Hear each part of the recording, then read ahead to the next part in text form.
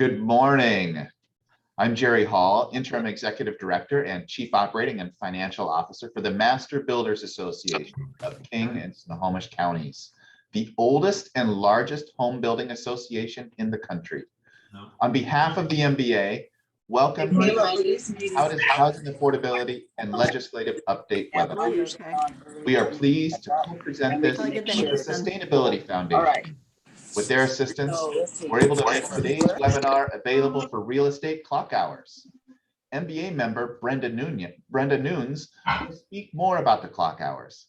But I think it's noteworthy that many of you who have joined us this morning are not seeking clock hours. Rather, you're here because we know this is a topic of interest for many. Today, we'll learn more about the lay of the land for housing, what happened in the legislature this session, what didn't happen in Olympia, and where we need to go from here. We've got a great lineup of speakers offering a variety of perspectives, and I sincerely hope you find it of value. Thank you for joining us today. And with that, I'll turn it over to Brenda Nunes, our super moderator for today's class. Thank you, Jerry. And I also want to give a huge shout out to the MBA, specifically to Allison Butcher, Allison Price. Now, but it can wait. Can we make sure everybody's on mute? Anyway, I do want to give a great shout out to Allison, Ashley Christ, Katrina Peterson, and all the other staff for their hard work on this. It's a very big program, and they have been awesome. So we all recognize that we are in the middle of a housing crisis. When a first-time home buyer has to spend $1 million to buy a house, something's out of whack. And I think we can all agree that we don't have enough homes for everyone, and homes are expensive. However, we may have differing opinions on how to remedy the situation. Today's panelists are meant to show different perspectives. They include representatives from the real estate industry, government, builder associations, the business community, and affordable housing advocates. So to start off with, we all understand we have a huge crowd, so I'm just asking that unless you're talking, to please be on mute. We are going to hold questions at the end of each section, but we probably won't get realistically to everybody's questions. If you do want clock hours, you need to click on the link and it will give you instructions. If you are going for clock hours, we need to see your face the whole time. And with that, I think I'd like to start with the first panel. The first panel is going to talk about the crisis we're in today. How did we get here? What are the challenges that home builders and affordable housing advocates face today? We have a very esteemed group of panelists, as you can see from the screen. Our first speaker is James Young, who is the director of the Washington Center for Real Estate Research at University of Washington. He has quite a few years of experience, and I'm not going to go into his whole bio because we'd probably be here till midnight tonight. Anyway, we've asked James to provide an overview of market conditions in the Puget Sound. So James, it's all yours. Great, Brenda. Thank you very much for the introduction and everything. I'm not sure I'm that well qualified that you would be here till midnight, but thank you very much for inviting me. Thanks to Jerry and Allison and Master Builders for having me here today. It's always rough being an economist, especially when you're starting off, because when you're an economist, you don't have exactly a reputation for being other than doom and gloom, or you have this sort of thing where it's one hand or the other. No one can ever agree on one thing. Economists are noted for disagreeing. So that being the case, I'm just going to go into some of the underlying factors behind the market, and then I'm going to go into the interest rate environment, some of the economic changes that are happening right now that's driving the market over the past 4 or 5 years, as well as what's driving the market now, because there are a lot of changes going on, as we all know. Then we're going to go into house prices and housing affordability, look at rents, and look at rents a little bit less, but look at the whole spectrum of housing and how construction or lack of construction and lack of supply in certain key submarkets has driven problems that are occurring in terms of price in the housing market for affordability. So if we can move on to the next slide, please. Great, super. I don't know if you can see that very well. I'm not a graphic artist. I'm in fact rather poor at this sort of thing. I probably need to get my teenage daughter to help me. She'd be much better. But if you note that the population is set to increase in the state of Washington, it's set to increase quite a bit over the next 20 years or so. The important thing to remember here is not just that the population is supposed to increase by about 30% or 40% over the next 18 years. It's just that the retirement age population, that we all know the baby boom generation and everything is retiring, but that's supposed to increase another 27% over the next 8 years. Okay, so we're expecting more people to retire, more people to exit the workforce and to settle down. Now that means a lot for housing markets. So 27% over the next sort of 8 years. By 2040, so the next 18 years, that's expected to be a 45% increase. So that means another 618,000 people in retirement age demographics are going to be hitting the housing market. Now, I don't know, I'm just kind of spitballing it here, but I don't think that those retirement age population folks are going to be needing a 3 or 4 bedroom house in the city. Something tells me they may be looking for an alternative lifestyle, maybe looking to trade down, and maybe looking for a place in the suburbs or further afield. Say, if they're from the Seattle, they may be looking at Spokane or Yakima, Tri-Cities, Wenatchee, or one of my favorites is Skagit County, which has been seeing this trend for a long, long time. Now, at the same time, we've got a 45% increase in retirement age population coming up over the next 20 years, right? During the same period, we've got a 10% increase in the population of first-time buyer age groups, the whole 25 to 35 age group. So we've got an increase in the retirement age population. They're looking to trade down. At the same time, we have 25, 35-year-olds looking to buy their first home, and that is increasing as well. So you've got this kind of convergence with this bimodal distribution, as we like to call it, where the supply crunch is in first-time buyer housing, people trading down, right? And that has a lot of implications for prices, because if you're retired and you have equity in your home already, well, you likely have a lot of cash. And if you have that cash, you may not need a mortgage to buy a home to trade down to, especially if you've been living in some of the more expensive parts of Seattle for the past 25 or 30 years. If you're a first-time buyer, you're going to need a mortgage, so it's going to be highly sensitive to interest rates, and we've been in a record low interest rate environment for the past 2 years.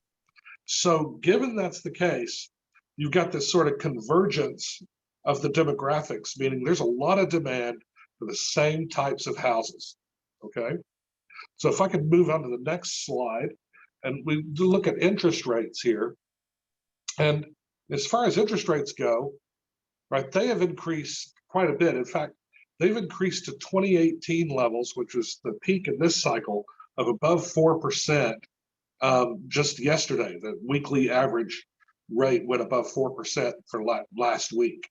So that's quite a bit. That's quite a big jump, considering that just a few weeks ago we were like looking at 3% and sub 3% interest rates, which means a lot of affordability and a lot of the ability for people to be able to get a mortgage and to purchase a home has gone down. So that being the case, that's not a very good situation for people who need to borrow money, which most first-time buyers do. So now you're left with a situation where either the people who are retiring and they trade down, they either provide a transfer of some of that equity wealth to their children in order to purchase a home, or, you know, they go in and pay cash and they suck up all the first-time buyer houses anyway. So it's kind of a strange situation. It makes it even more difficult for first-time buyers. That's the point, is that first-time buyers not only have to save for a down payment, but now they're facing higher interest rates. And with the economic uncertainty ahead, they're also facing a situation where banks may not be as willing to lend. Let's move forward to the pricing. And I've put together this slide to the next, yeah, there. Oh, there we go. Median house prices. I'm not going to spend much time on this one. They're going up. We know they've gone up. We know they've gone up quite a bit. We're looking at 30% in some markets. Spokane in particular has been going up quite a bit. But notice that the laggard is King County. Snohomish County and Pierce County has outperformed quite a bit, simply because of this move to teleworking, this move. They don't have to necessarily go in the office. And people are seeking value. Not only are first-time buyers seeking value in the suburbs, and they're willing to commute because they don't have to come in as often, you've also got a situation where older households and retirement households, they don't need to be in the city either. So they can seek value in terms of trading down and still be close enough to their children and grandchildren. So if we could move to the next slide, please. And we'll look at, this is a chart that I put together. And this is looking at price points, okay? These are scary slides coming up. If you'll note that the blue line is the median house price for the area, okay? That's the median house price, in this case, King County. If you look at the orange or red line, that is the first-time buyer price. So when we calculate this, we base this upon the FHA guidelines. Okay, so you're looking at 70% area median income, 85% of the median house price, 5% down payment, which means they're paying mortgage insurance and everything else that increases the costs. So we're looking at the minimum price point at which first-time buyers can enter the market, absolute minimum.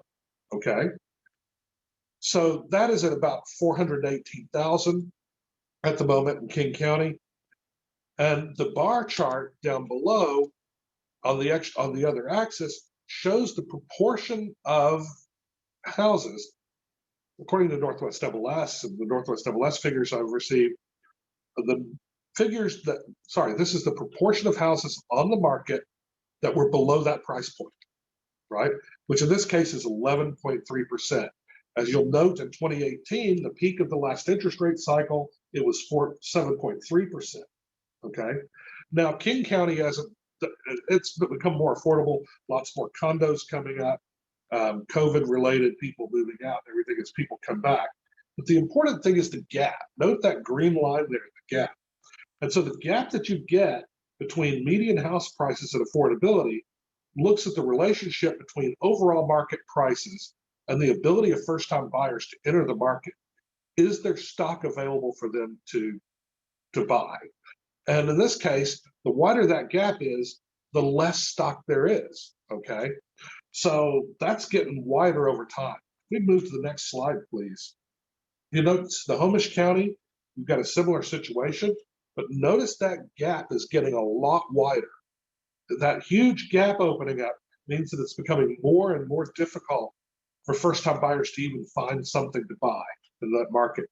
With a median price of about $640,000, first-time buyer price of about $370,000 represents 8.1% of all the sales in Snohomish County. So that means 8.1% of all the houses sold in 2021 were affordable to first-time buyers. It's still not a record low, because when we had interest rates above 4%, it was about 6.8%. So I think you can see where that gap is going to continue widening, and it's not going to get much better for first-time buyers as interest rates move up, okay? This is going to be a big problem. So the move to the suburbs has meant price increases have been faster in Snohomish County, same in Pierce County. And I'm going to pull up Pierce County just because the demographic trends and all these trends we talk about really come to the fore. Snohomish County shows a lot of it. And I know a lot of you guys work in Pierce County as well. So if we could move to the next slide. The Pierce County slide is really telling. Note how wide that gap is opening up. 6% of sales were affordable to first-time buyers at $305,000. Median house price in Pierce County is close to $490,000 now. So you're looking at 7.8% of the market, right? 7.8% of the market at the peak of the last interest rate cycle. So the prices that moved up in Pierce County, this is what we're going to see in the future. As interest rates go up, we've got a problem in that it's going to become less affordable for first-time buyers, and as people cash out, then you're going to have the gap widening as older people continue to try and trade down. So you're looking at this huge gap in terms of ownership.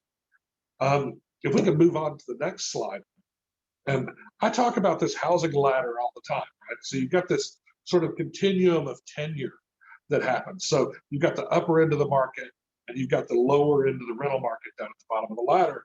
And I've always talked about how this transition zone is where you have no supply coming onto the market, which is that first-time buyer trying to buy their first home and transition from rental housing into owner-occupied housing.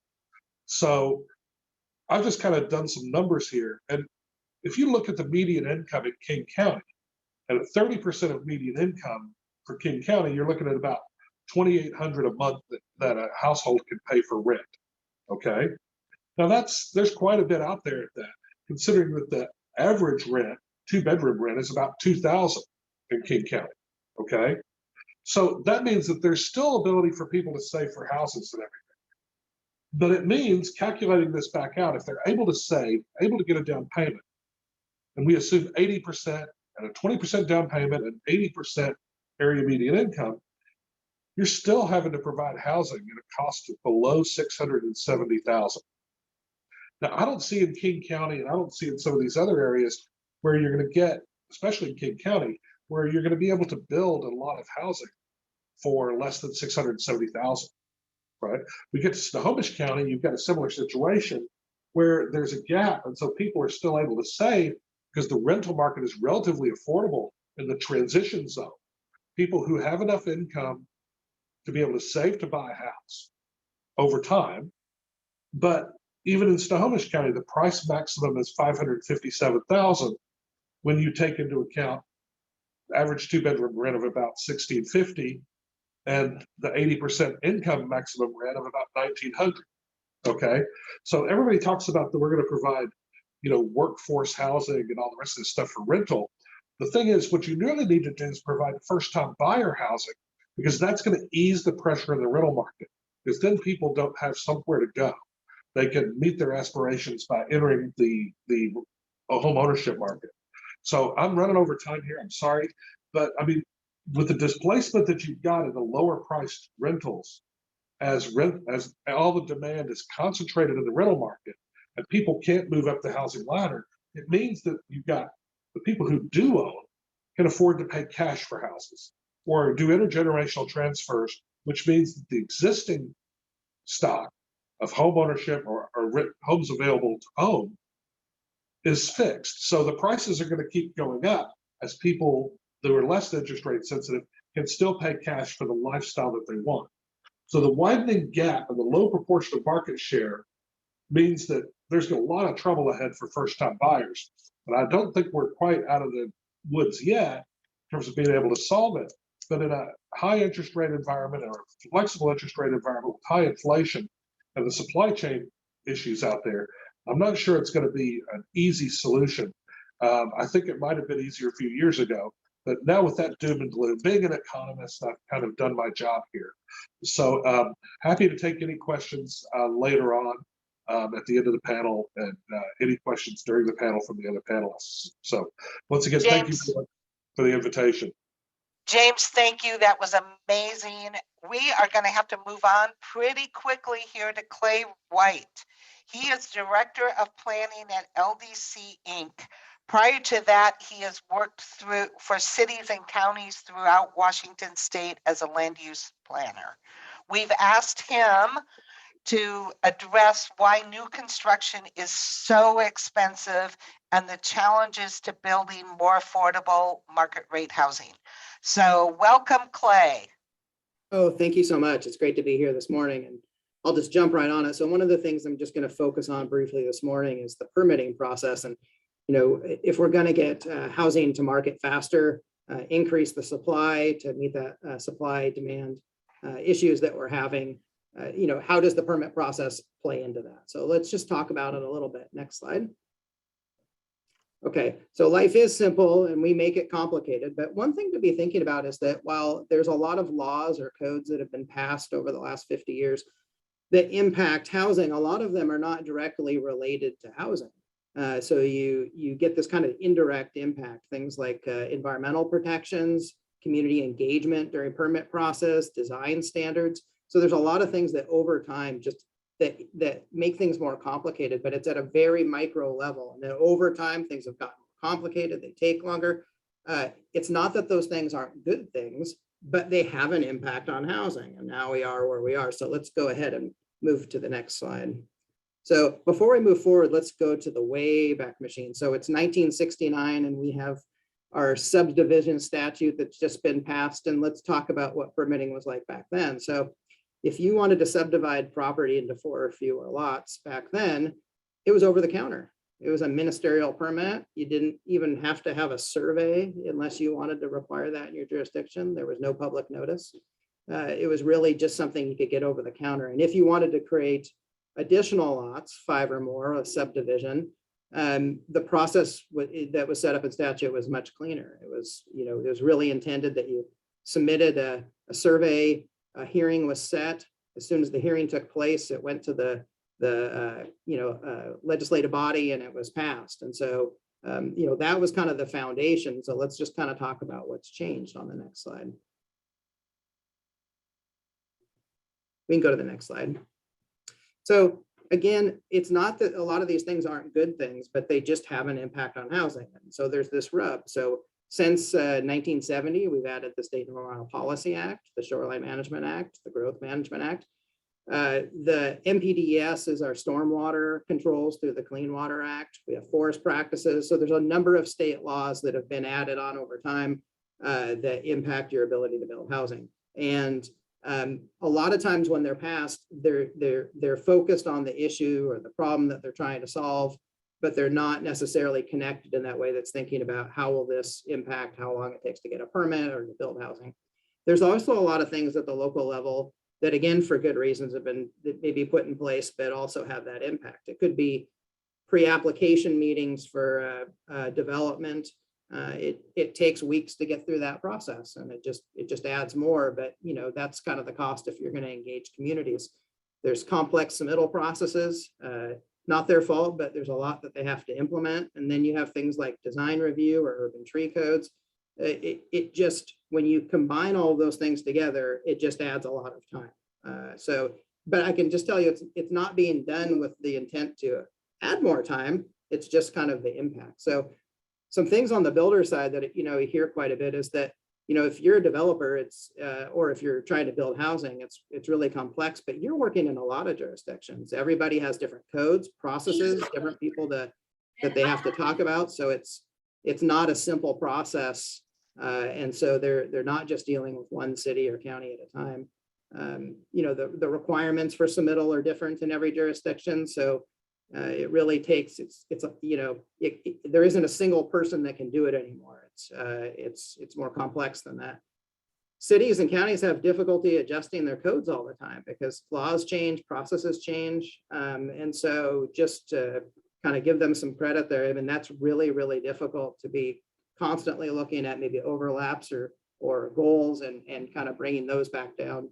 Our laws have changed. And they have those unintended consequences of just kind of, you have this push-pull in our laws, and then, our state laws are intended, it's right in the Growth Management Act, to have predictable and permit processes. But when we're looking at changes to our policy framework, we're not always having a discussion on how it may impact that time to get housing to market. Next slide.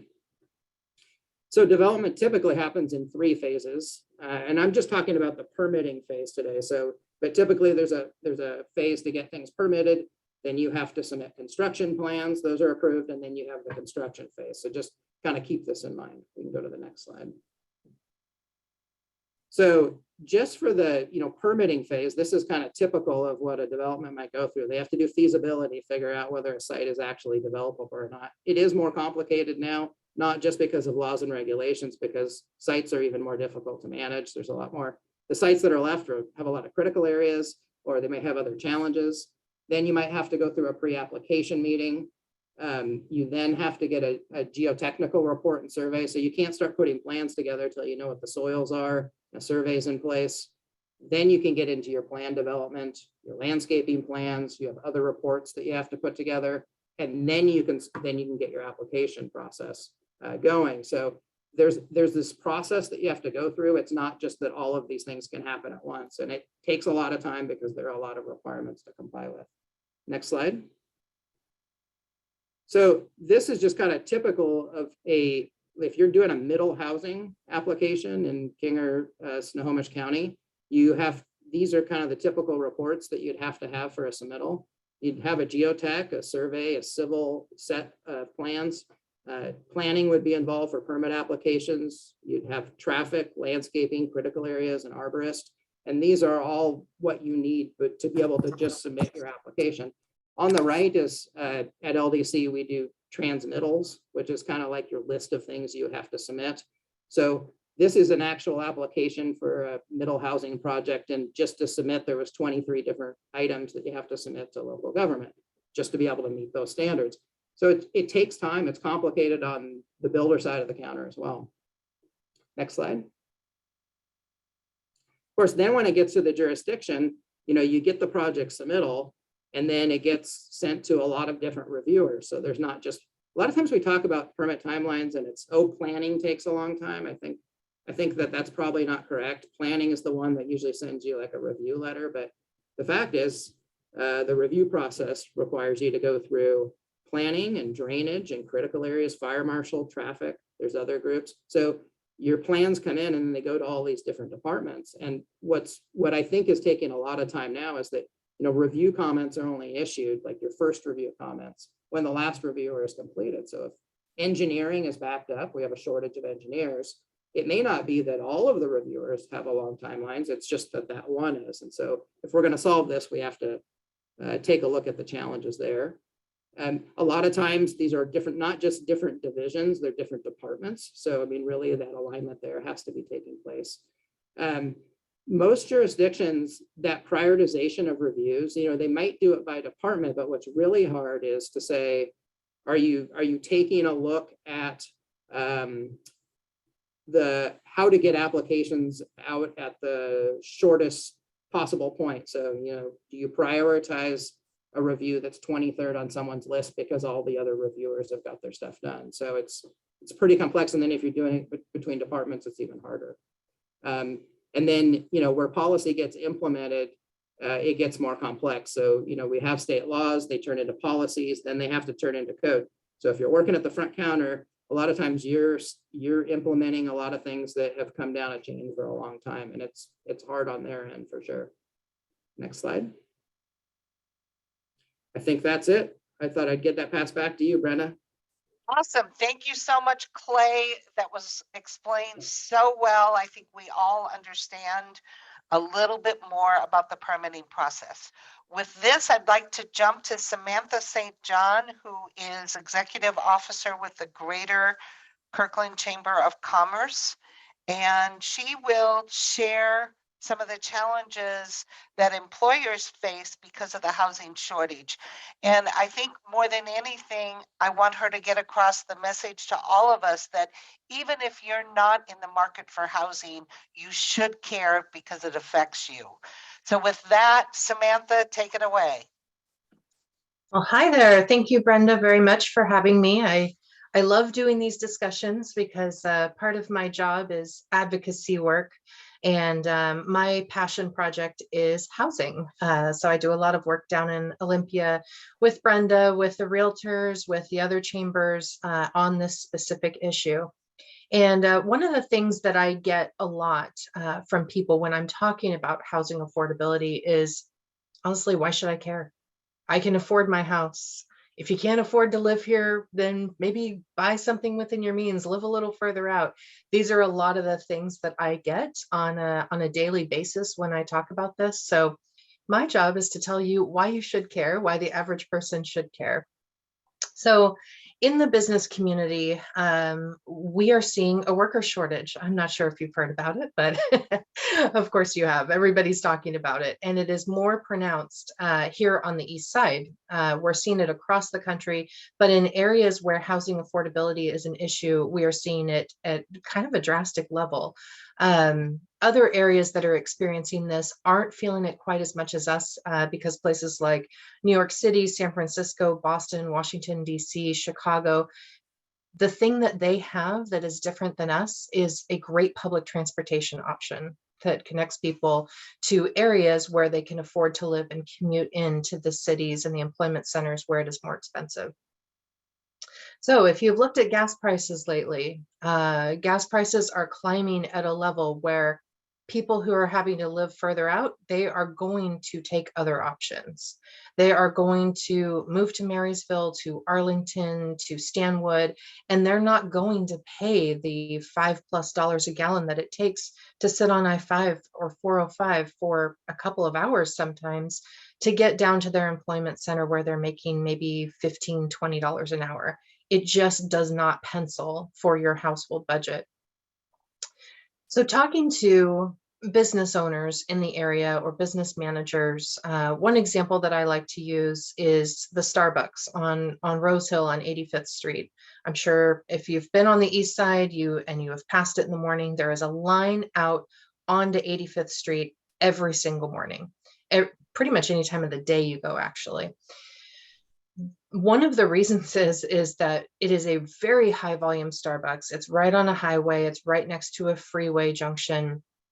And it is also a place where they have continual training. They have continual turnover at that place.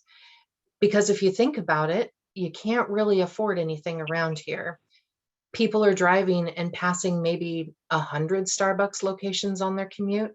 And I know that if I'm sitting in traffic and I'm stuck in that Everett crawl at some sort of accident in the morning, and I look over and I see, you know what, there's a Starbucks right there. I'm just going to go ahead and quit my job in Kirkland because I can't live anywhere close to it. And I'm going to take a job at another place that I know that I can get a job easily because everyone is looking for workers. So what that does is eventually the entire Puget Sound region is at risk of becoming a community like Briar, which is a lovely community, but there's no commercial centers. There's nothing to support that bedroom community. If you think about buying a house here in Kirkland for a couple $1 million, you're also going to want services close by. So if you're thinking you're going to have to drive maybe 20 miles to get because you don't have a grocery store that has any workers to support that location, and take that out to its end where it's going to become that more and more locations are not going to be able to support their workforce. Think about the last time, as realtors or people in the real estate industry on this call, think about the last time that someone that was a buyer of yours was in the service industry. So didn't have a tech job, didn't have anyone in the house that had some sort of corporate job, but just people that were first-time buyers or just buyers in the market, and they worked at a grocery store or a teller at a bank or a server at a restaurant. It's not happening. It's also not happening that they can afford to rent something close by. So we're at risk of the business community coming into a worse shortage. We're at a point now where we're seeing locations. The Bank of America in Juanita is a great example. They're sometimes closed. just for the day because they don't have enough staff. They have roaming staff that are going between different locations. My grocery store near me, the QFC, the deli has been closed about 3 days a week because they don't have staff to support that. The turnover is the most expensive thing for businesses, and I'm talking about some corporate examples. So then if you move into the mom and pop situations, they can't compete. They cannot start paying the wages that are going to be able to sustain the housing crisis in this area. So if we want to have a supportive business community, things for people to do, places for people to eat, things to visit, places to take their kids, it's really important that we are able to sustain a diverse housing community to support the needs of the community for people to live where they work. It's not a luxury, it's actually a need for the community. A recent employer survey has shown that we have a lot of our workers in Kirkland that are traveling up to 50 miles one way to work. So Ford of Kirkland did this study a couple of years ago, and they had people driving from crazy distances to work every day. I mean, we're talking Sumner and Packwood and Stanwood and some of these really outlying areas that are really tough to commute in. And they had to pay their employees quite a bit of money to be able to come to work. And now with the gas prices rising, I think we're going to get into a pretty big business crisis. Costs are high, people are in debt, people are retiring because of the pandemic. People are retiring, which was mentioned in the first speaker's presentation. We don't have enough of a workforce to replace the rate of people that are retiring.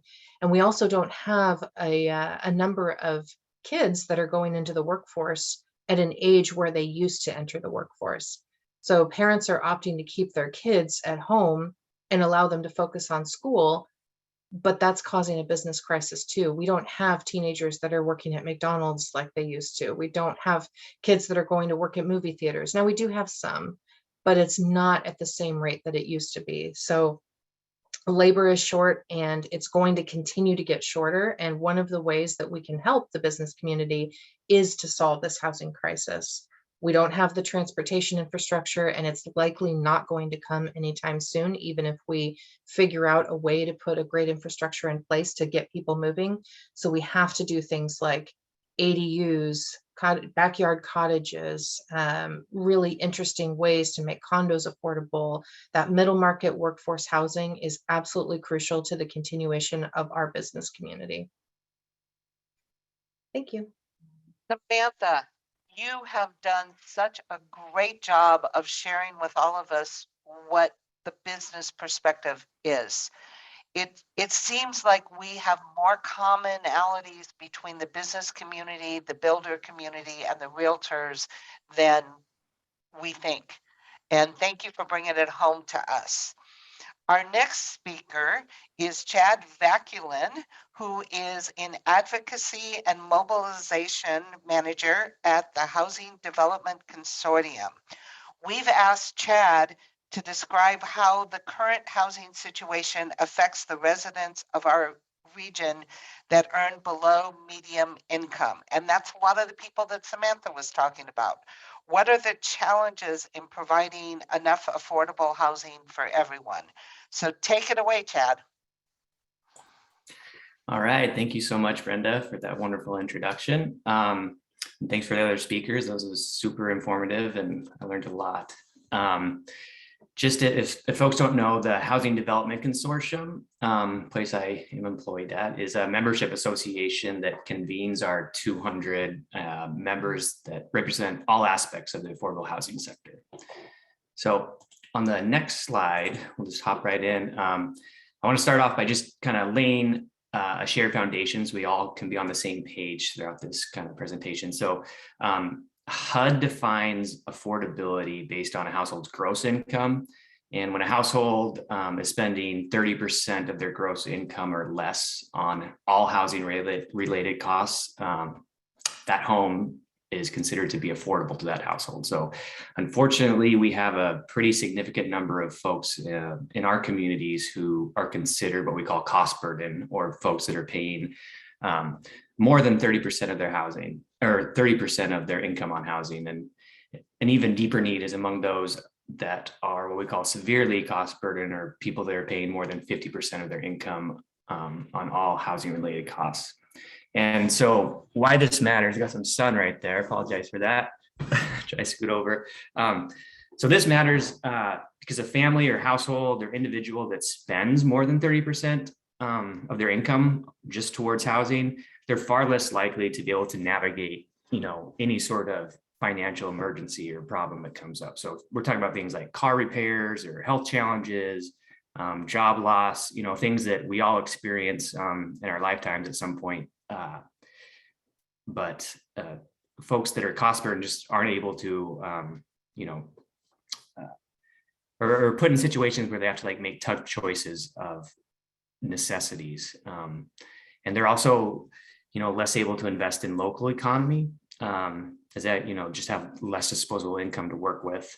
And this can also have implications on funding essential services that we all use in our everyday lives that rely, on things like sales and property taxes.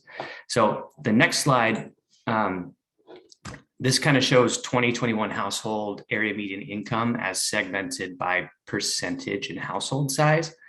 And here in our area, area median income for a family of 4 is $115,700. So it's quite a lot. And this slide also kind of shows the maximum amount of rent, like how high it can be for that segment to not be cost burden. So as you can see, folks that are, in these segments here of their income, they have a lot of challenges finding, places to rent that would not put them in a situation with their cost burden.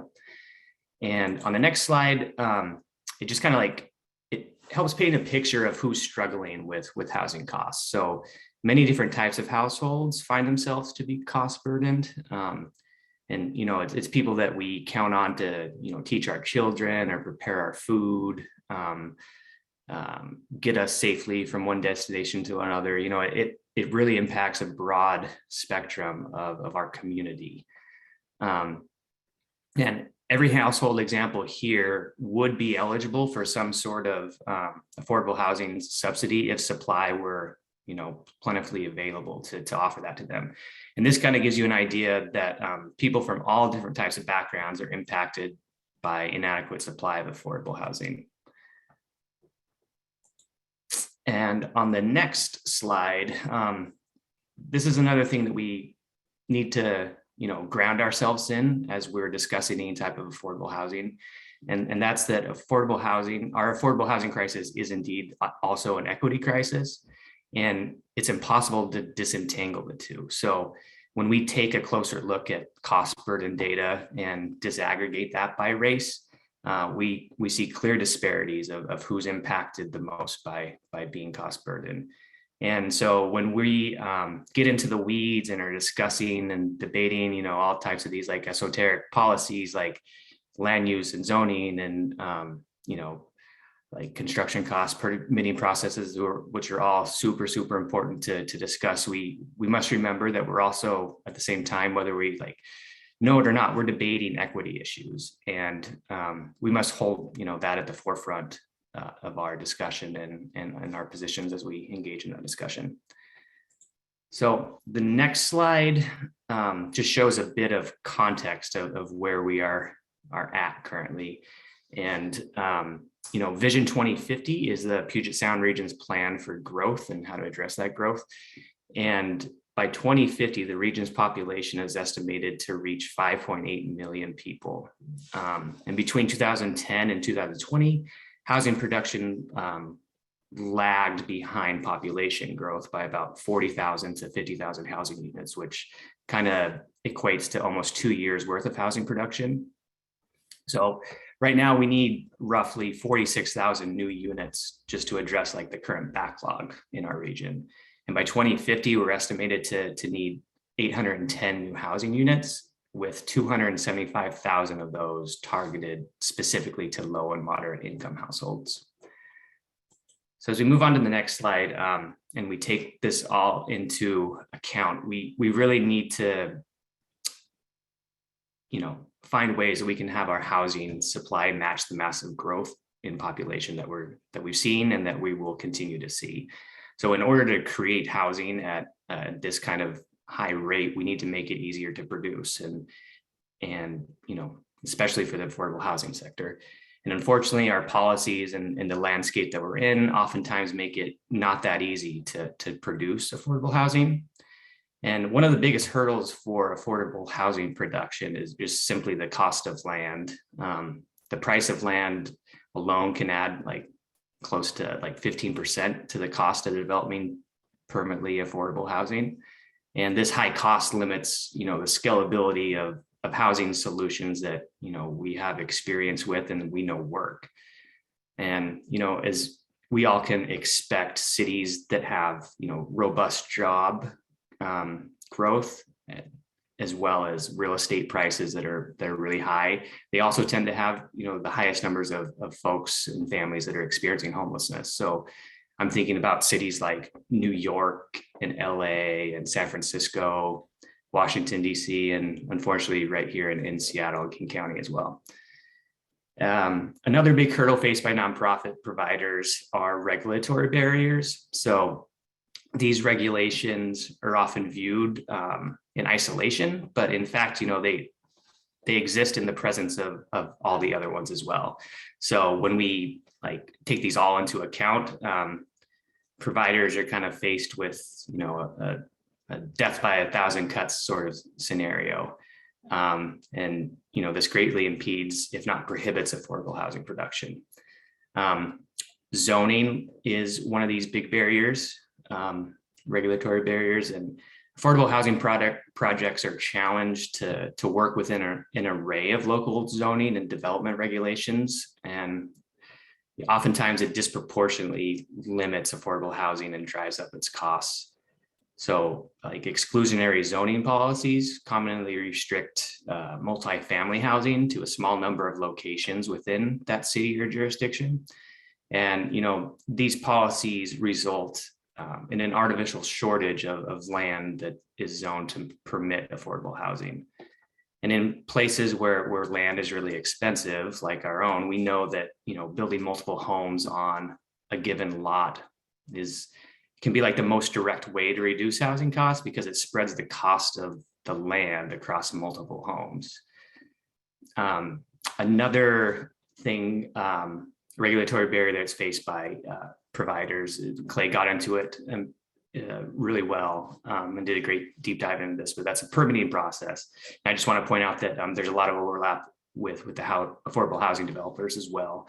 And, this can be onerous and expensive for these organizations. And it requires in-depth knowledge and experience to be able to navigate that process successfully.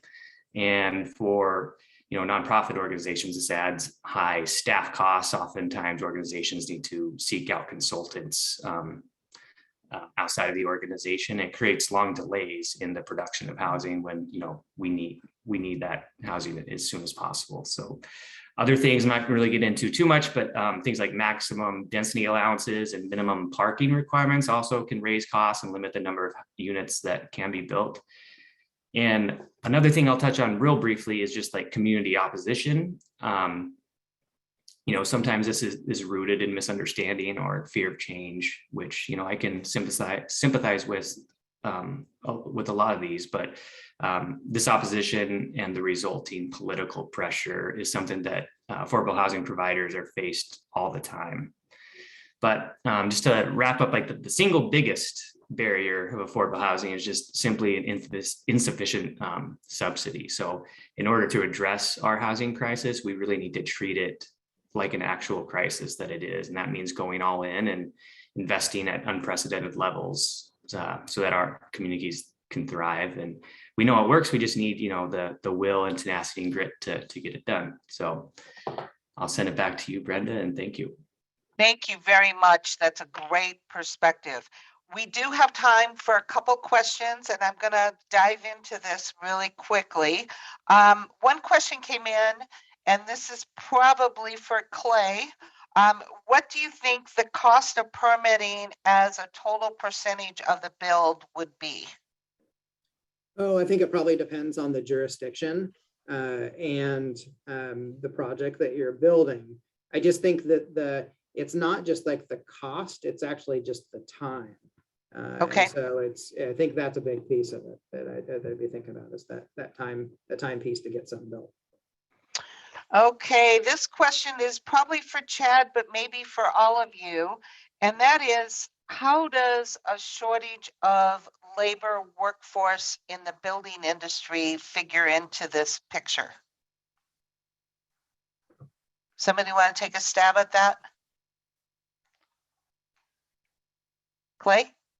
Sure, I'll go first. I mean, certainly, in terms of getting housing to market, if you don't have the people with the right skill sets at the right time, then housing isn't getting built. It also makes it more expensive. You have a smaller pool of people, it costs more. Certainly in talking to builders about trying to keep construction crews on site, I think the last couple of years have also been pretty difficult with some of the restrictions and that's had an impact as well. So certainly whenever you have a push on something like labor, it's going to have a strong impact on housing and make it more expensive. So Clay, you are just getting, Clay, you were just getting all the questions. Another question came up. Can you kind of talk about the difference between the permitting process for a single family rebuild versus the short plat process? Is it a lot easier to permit and rebuild just one house? No, I think that redevelopment of property, I mean, there's math that's going to go into it to see whether that's actually feasible. So in some areas, you're going to see redevelopment of single family homes, and where it's permitted, you're going to see townhomes. In a lot of areas, even if you have that zoning, you may not see that redevelopment because it's too costly to actually do that redevelopment. So, I mean, I guess there's a difference between, maybe 20 years ago, you saw more vacant land being developed, which could be easier, maybe called greenfields. And now a lot of development is focused on sites that have a lot more restrictions on them because they're the last ones that are left that have other impacts, such as critical areas or other challenges. And so I'd say redevelopment can be probably more challenging than if you're just starting from a greenfield lot. I am going to follow up with one last question that I would love everybody to answer. What do you see as the most promising solutions to our undersupply of housing, and particularly housing that is attainable to more residents? In other words, how do we make an impact and start moving that needle? And Samantha, you want to start with?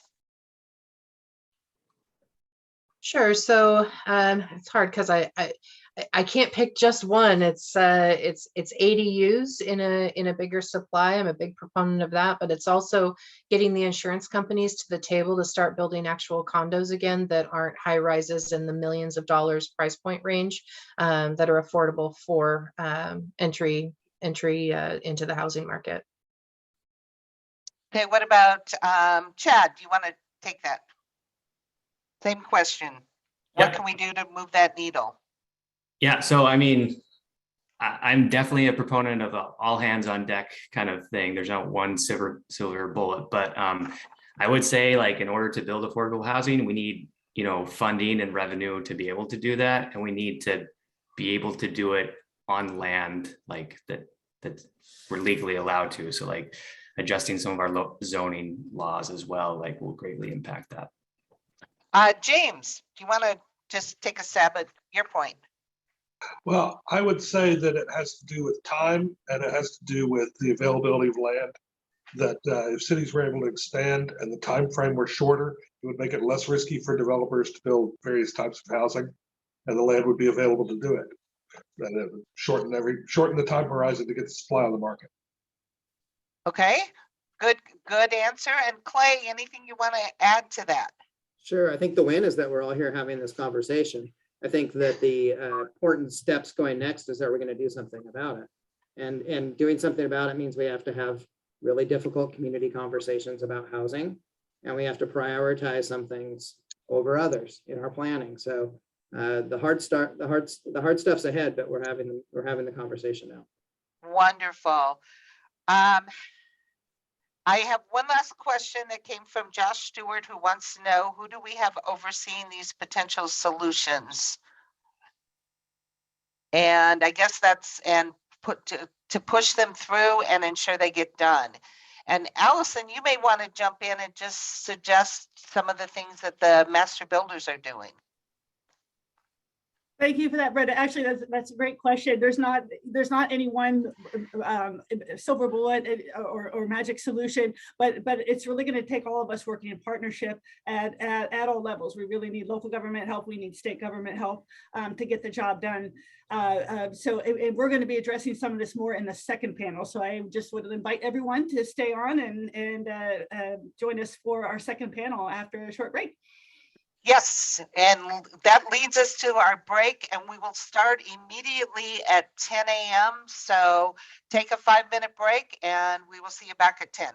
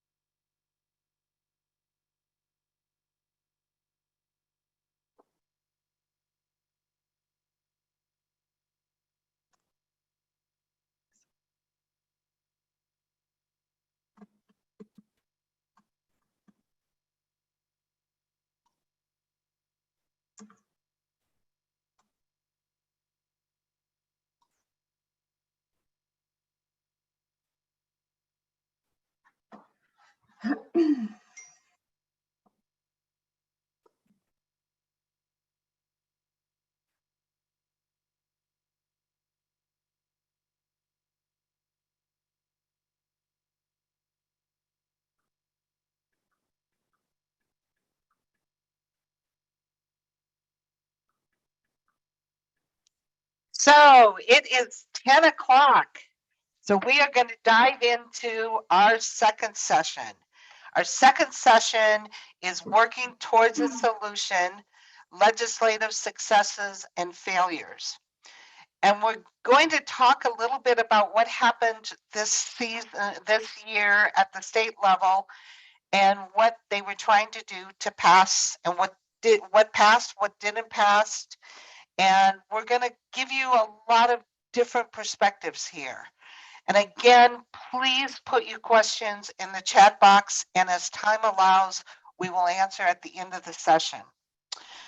So with that, I would like to introduce Senator Patty Kuderer, who represents the 48th District. that includes parts of Bellevue, Medina, Redmond, and Kirkland.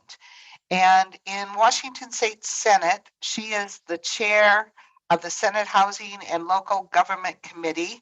And she's really looking at focused on statewide solutions. She's an attorney and a longtime community advocate. So with that, I'm going to turn it over to Senator Patty. Thank you, Brenda, and good morning, everyone. I just came from the State of the City for Redmond, and there was a lot of discussion about housing and affordable housing in particular. So this is really timely, and I want to thank you all for including me in the discussion. So 4 years ago, we created the Housing Committee in the Senate, and the committee had a strategy focused on 3 large areas, and they would be protections, renter protections in particular, preservation of existing affordable housing, and production of new housing. Because we saw that there was an immediate need to keep people from falling into homelessness, but we also had the long-term strategy that we do have to build more in order to make sure that everyone has a safe, healthy, and affordable house to live in. We know that that is the very foundation for people. So we have been, over the last several years, focused on those 3 areas. We have made some significant strides in stemming the flow into homelessness by enacting some renter protections that went into place over the last few years. And we've seen a decrease in the number of people being evicted for non-payment of rent with our permanent establishment of an emergency rental assistance program. That is really good use of our tax dollars because in addition to helping out the landlords, obviously what it does is it makes sure that we have the tenancy saved where it's appropriate. In other words, when there is no criminal activity, no damage to the property, but simply someone fell on some hard times temporarily and needed some help. This last session was really a focus more on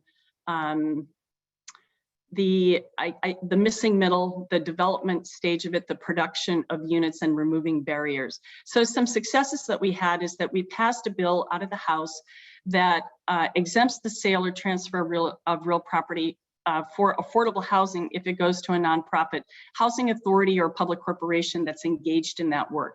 The idea was to incentivize the sale to nonprofits that provide affordable housing in perpetuity so that folks who work in the community but can't afford to live in the community might now have an opportunity to be there. Another bill that we passed dealt with the Washington State Housing Finance Commission. We raised their debt limit. They have got a stellar reputation and a stellar record when it comes to their lending. And they have a very high rating from financial institutions in terms of how they go about their business. And they have an exceptionally low default rate. So we extended their debt limit from $8 billion to $14 billion.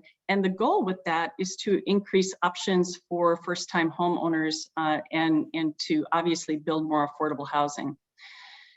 We also passed Senator Trudeau's bill. This is Senate Bill 5755 that incentivizes the redevelopment of underdeveloped lands in urban areas. In other words, we're trying to leverage the existing infrastructure that's already there and to create a tax deferral and exemption program for cities to incentivize development for multifamily housing. And it does have a requirement that 50% of the housing units have to be for very low or moderate income households. We also had a Senator Hawkins bill, which expands workforce housing options east of the mountains. This is a bill that allows the rural county public facility sales and use tax to include affordable workforce housing. So now those areas near this is like a pilot project near Senator Hawkins' hometown of Wenatchee that will allow those cities to use some of those rural public facility sales and use tax dollars for the purpose of creating affordable workforce housing. We also then focused on removing barriers to building. One of the most contentious bills that we heard was a House Bill 1769, which sunset community municipal corporations. These were created about 50 years ago to help cities that were smaller cities, towns that were being annexed into larger cities to assimilate. 50 years is a long time, and there were 2 remaining community municipal corporations, both of which were in the 48th Legislative District, where I am honored to serve. And they have been an obstacle to creating citywide planning and zoning policies that are uniformly applicable to all residents. And given that the cities were coming up on comp plan revisions, it was important for us to sunset those community councils this year. And that bill did pass. We also passed a bill dealing with urban growth area boundaries. This was a Senator Short bill that allows for us to be more strategic in terms of what the urban growth boundary looks like. And it essentially is a trade of the same geographic area, but you remove an undeveloped plot within the UGA for a plot that's developable. And that is really important because what we were seeing is that cities were coming up against their urban growth boundaries, and they were unable to expand because the land was simply not capable of being developed, but they had other land adjacent to it that was just outside the urban growth boundaries. So this was a very successful bill that we were able to get through. We also passed a Senator Solomon bill that removes obstacles under SEPA to allow for developments to go forward without extensive litigation. And we simplified that process. I think that is going to be very valuable as we move forward. And then we also had a bill dealing with condominium conversions by Senator Gildon. And this requires the Housing Finance Commission to implement a condominium conversion tenant to homeowner program that focuses on opportunities for first-time home ownership. We know that first-time home ownership is becoming harder and harder for people to reach. And the younger generation in particular and our communities of color have had very difficult time getting into home ownership. And we're trying to create more opportunities for that so that we can also bridge the generational wealth gap in addition. So we had some missed opportunities, I'm sorry to say, but we did. We had a bill that would have facilitated transit-oriented development and increased our housing inventory that was primed by Senator Mullet. It did pass the Senate 48-0, but it didn't make it to the House floor. So I expect that bill will come back next year because it does make sense to build more density near transit areas, because we want to have people be able to utilize the mass transit and get out of their vehicles. Another one that we didn't pass was housing benefit districts. This was a Senator Leas bill. The House bill was Rep. Review, and that stalled in the House Finance Committee. But that is something we want to look at in terms of how we can help provide incentives to create these housing benefit districts that will in turn create permanently affordable housing. So this is something that will be worked on over the interim, and I'm very excited to be a part of that conversation as well. We also, unfortunately, did not pass Representative Duerr's Bill 1099. You probably saw how that had been amended on the Senate floor and then did not get out of the House.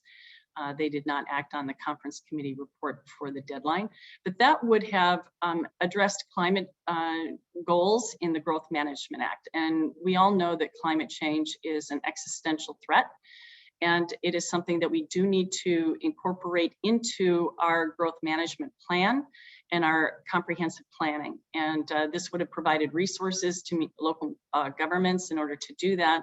And I do expect that bill will come back next year. We also had a couple of bills dealing with the missing middle, and this was very, very disappointing that neither of these bills passed. The first one was what I call, and I will let Representative Bateman, who I know is here, talk about that one. but it was her bill to create additional missing middle. It was a very important and comprehensive bill, and I'll let her speak to the specifics of it, but we were unable to get that out of Ways and Means. And the other bill was 1660, which was a representative shoemake bill. And that was less of, it set a floor for purposes of ADUs and DADUs and eliminated the owner occupancy requirement that some cities have that really prevents us from being able to infill where it makes sense. In other words, to leverage the existing infrastructure that we have. And I suspect that that bill will be back next year as well. And that is what we did in terms of housing and local government this year. We also put a lot of money into housing. That we made more historic investments into the Housing Trust Fund, which of course works with, for example, organizations like Habitat for Humanity in building more permanently affordable housing options for people. And we also put more money into the Emergency Rental Assistance Program. We also funded the Housing Trust Fund's portion to assist landlords in the landlord mitigation program, the tenancy protection program, and a program that we created just for small mom and pops. So we did a lot of funding. I wish we would have done more policy, but I do expect that there'll be more conversations going on over the interim. We welcome all ideas. We know that that this is going to be an ongoing issue for our state, and it is not a red issue, it's not a blue issue, it's everybody's issue. And we need to be having what I consider, a statewide strategy to really help local governments meet the needs of their communities. Thank you. Thank you, Senator. And I'm hoping that you can stick around. We're going to do questions probably in about a half an hour. With that, I would like to introduce Representative Jessica Bateman, and she serves on behalf of the 22nd Legislative District, which includes Olympia and surrounding areas. She's a member of the Housing, Human Services, and Veteran Committee and is very passionate about affordable housing. And I'm really anxious to hear from her perspective on the bills that didn't pass. And if you can just take it away, Jessica, and have a conversation with us. Thank you. And I want to thank Senator Cooterer, who's also the chair of the Housing Committee and Housing Local Government, for that great synopsis of all of the bills, the comprehensive overview. So I'll delve a little bit deeply into kind of my perspective on the bills that didn't make it and the overall challenge that we're faced with. First, my background is that I served for 5 years on the Olympia City Council, 2 of which were as the deputy mayor, and I served for 3 years prior to that on the Olympia Planning Commission, where we review zoning, comprehensive planning processes, and et cetera. And I also did my master's degree work on the comprehensive planning process for cities and their public engagement in that. So I'm really immersed in a local government background and experience. And I also worked on a municipally funded permanent supportive housing public ballot measure in Thurston County to create permanent supportive housing. And it was that work of delving into what are the underlying causes of our housing crisis that really led me to be passionate about zoning. We all know the reality. We have seen these exponential increase in home prices year after year that have been compounded by the pandemic and our lack of workforce and supply and all of the things that go along with this pandemic. But what really is underlying and constricting the supply of and the ability to construct homes in response to the demand in high opportunity areas is archaic zoning laws that disallow and make illegal building anything other than a one-size-fits-all single-family zoning homes in the vast majority of residential land use areas. This is happening across Washington state. We have been, for decades, since the Growth Management Act passed in the early 1990s, been relying on a process of voluntary zoning changes from cities, providing incentives to cities, providing grants to cities to get them to change their zoning laws. And we are where we are today. No judgment. It's just what we've been doing isn't working, and we have to try a different approach. We really have to think differently about how we build housing and what we consider to be normal, because the status quo is not working. We need to allow for the construction of modest home choices. What we saw this year was a number of bills that would have attempted to get to that massive change that would potentially lead us toward a solution. This is not a single silver bullet solution, mind you. There are other things that we have to do, but it's foundational that we make legal building these types of houses like Oregon has as a state, like California has as a state. We had a great bill by Representative Wallen for transit-oriented development, much more highly concentrated density near transit. That bill did not make it.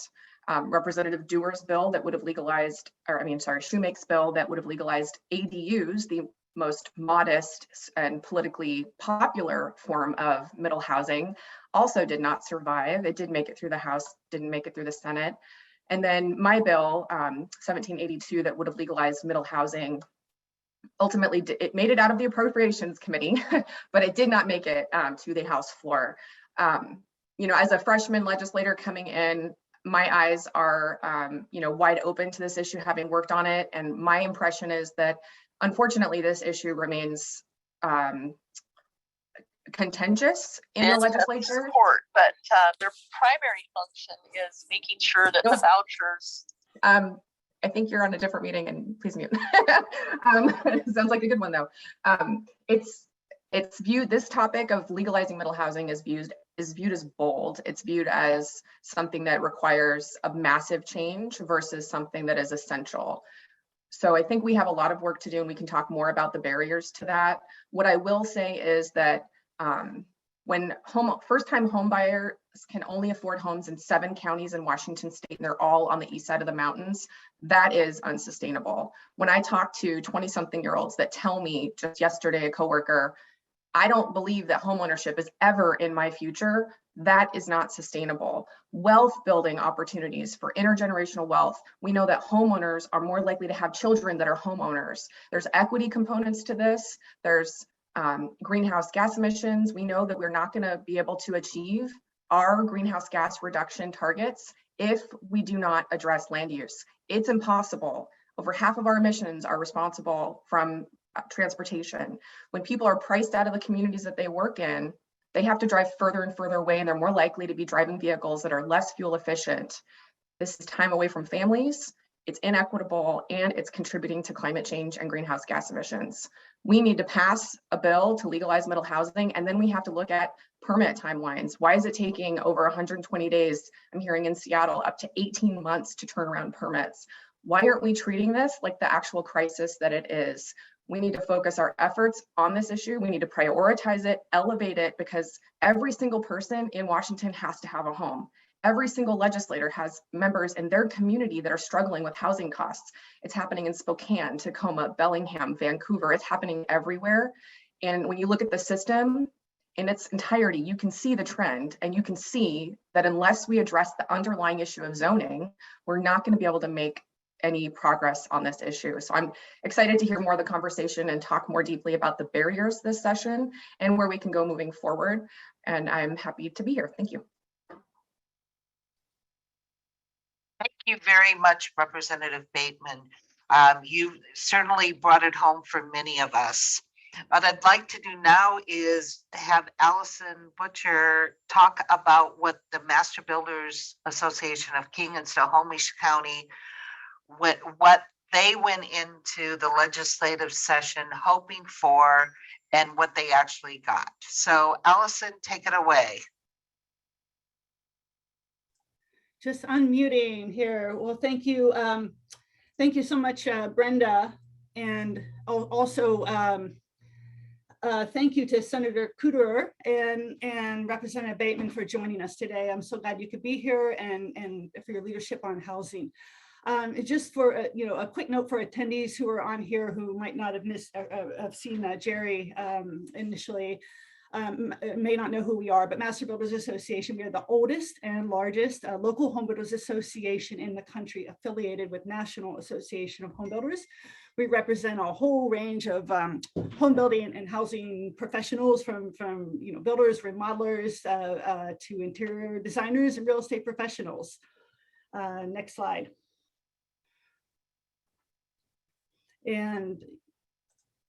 And just a quick note on our mission statement, we are committed to, I wanted to call out, we're committed to ensure all people can attain housing and pledge to make positive impacts through our advocacy, community education, and philanthropic outreach. Also, on that note, pleased to have some of our community partners here with us today, Habitat for Humanity on this panel, and also Housing Development Consortium on the last panel. But on thinking about housing attainability piece of it, that brings us to the next slide and talking about what our agenda was going into session. And so next slide. Here we go. And so, I would say among our members' top priorities are reducing long permit timelines and streamlining duplicative, costly reviews that are triggered by SEPA. And so the first two items on this slide really reflect the process oriented and kind of hit on some of the things that Clay highlighted in his presentation in the last panel. This is so important because when it's not done right, the permit process and project reviews can add significant time and cost to new home construction. This ultimately makes housing more expensive and less attainable. So definitely a concern for our members. We're hearing it more and more. And actually, Senator Couturer's committee held a work session on addressing this topic last year, and want to thank Senator for inviting our members to testify. Something we're going to continue to work on, at the state level and local level. We have also been very strong advocates for the middle housing bills discussed here today, and thank you, Representative Bateman, for your sponsorship and leadership on that topic, and also facilitating ADUs. So those are the next two items on the list.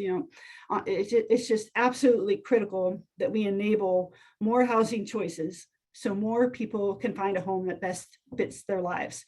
This is especially important, in light of our limited footprint on which we have to build within urban growth boundaries, and also the relatively high percentage of land currently dedicated to single detached housing in any given city.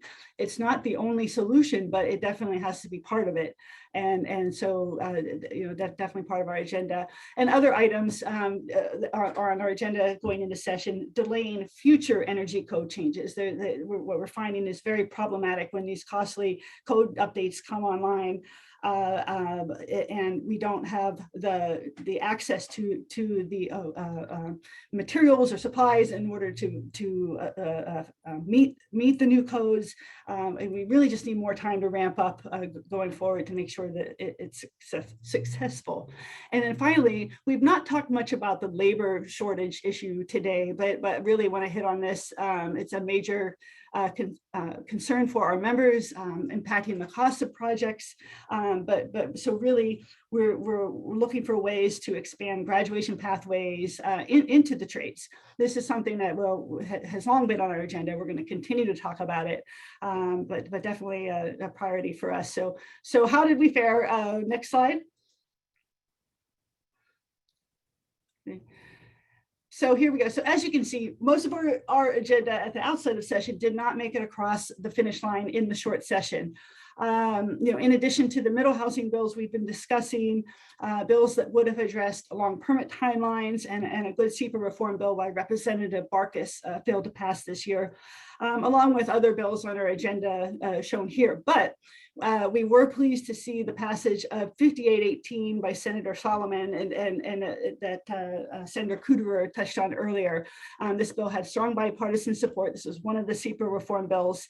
It would exempt certain actions by cities to increase housing capacity from review and appeal under the Growth Management Act and SEPA. And what this will do is help local governments to more easily plan for measures promoting housing, saving time and money from added SEPA review. So in fact, this bill was just signed into law yesterday. So we were happy to see that across the line. And while we were sad to not see missing middle housing bill pass, there was some funding in the budget for some grants. 7.5 million that would help GMA planning cities who adopt ordinances that would authorize middle housing types on at least 30% of lots currently zoned for single family. So that's what happened. But the next part of the equation we're being asked to talk about, or kind of what are the hurdles and where we go for here. So next slide. I would submit one of the biggest hurdles to adopting positive bills is that local resistance to change. And Chad touched on this, you call it the fear of change. You mentioned it on the first panel, and I concur. Honestly, I look at this as what we need to do a better job of sharing the perspectives of those who aren't able to access housing. Because right now we know the voices of local residents who already live here or are well established in their homes. Are clearly being heard, but thinking about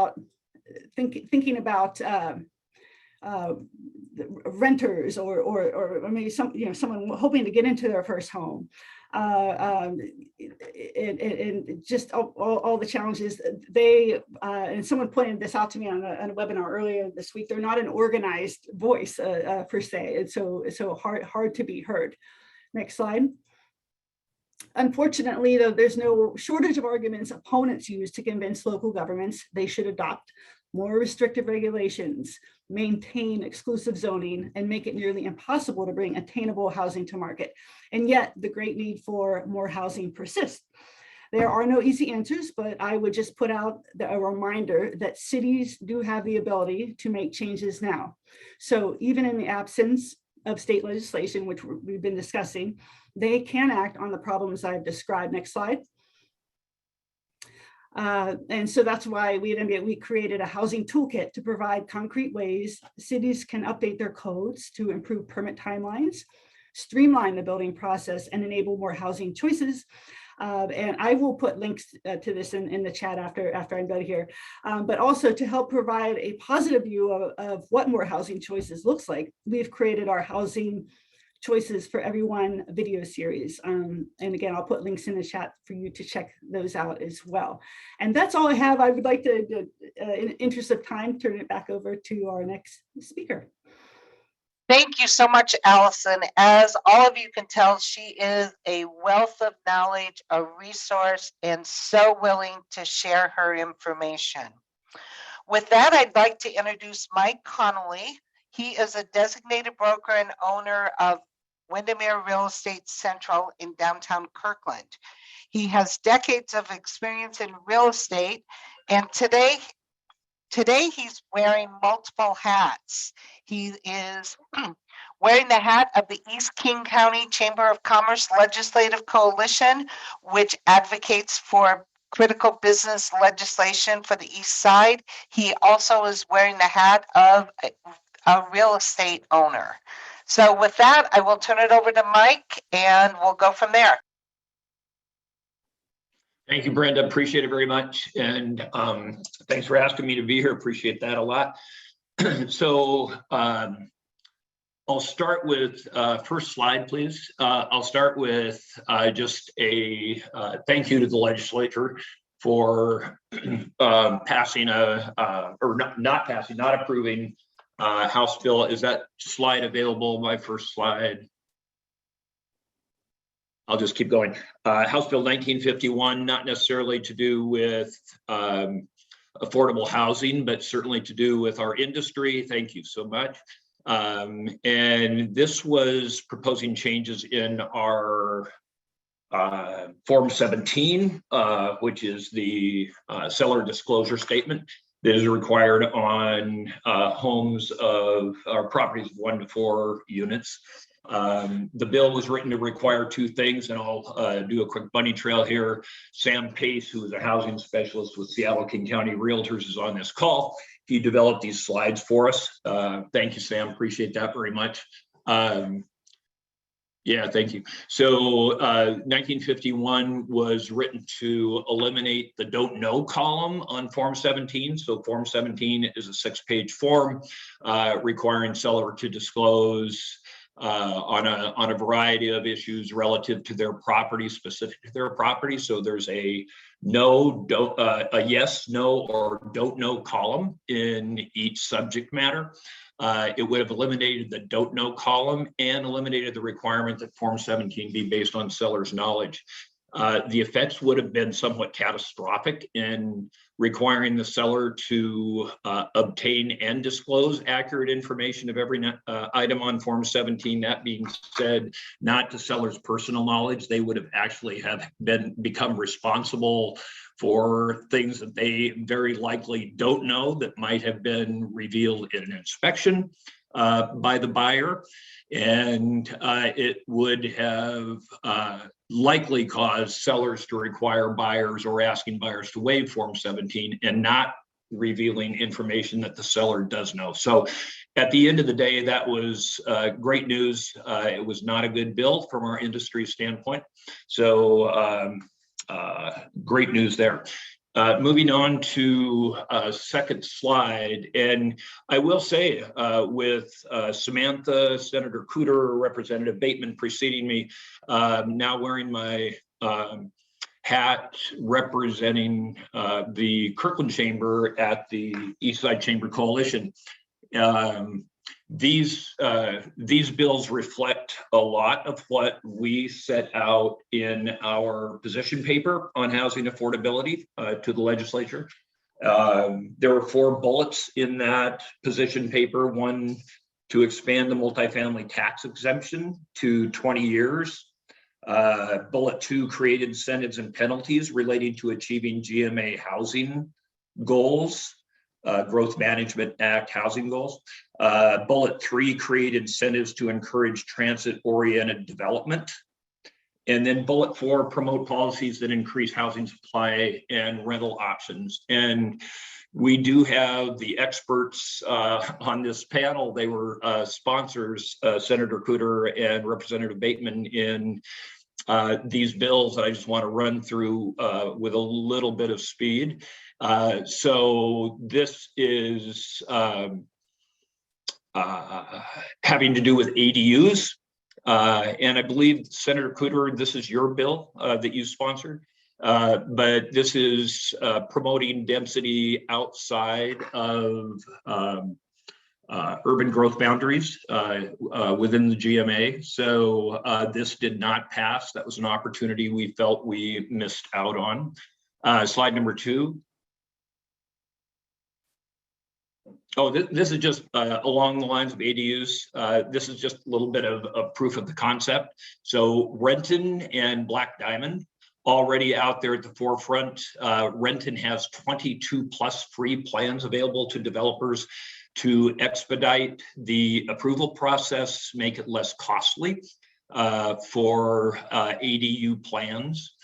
Black Diamond, similarly, not quite the volume that Renton has, but they're out there in front of us. And I know here locally, Brenda, you and I and Doug have been talking to Adam Weinstein. I think Adam here today, relative to taking a really good hard look and adding information where we can to the city of Kirkland's consideration for making ADU plans available to developers, and again, expediting that process and making it less expensive. As slide number 3.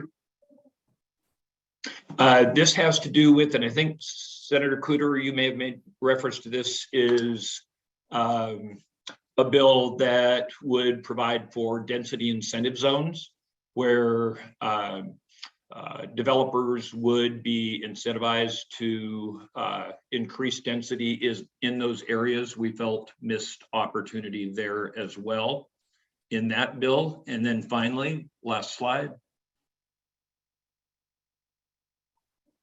Or was that the last slide?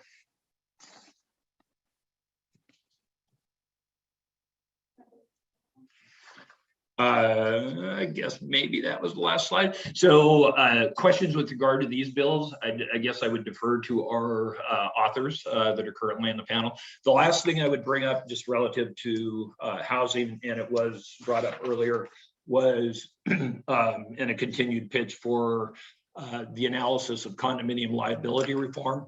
Excuse me, we still are missing a piece there relative to the insurance that developers are looking for that is somewhat unattainable currently in any kind of volume that would give them some protection in either condominium conversions, which is a very quick way, or certainly more quick than new construction in converting existing apartment buildings into condominiums and making those hopefully affordable opportunities available out there.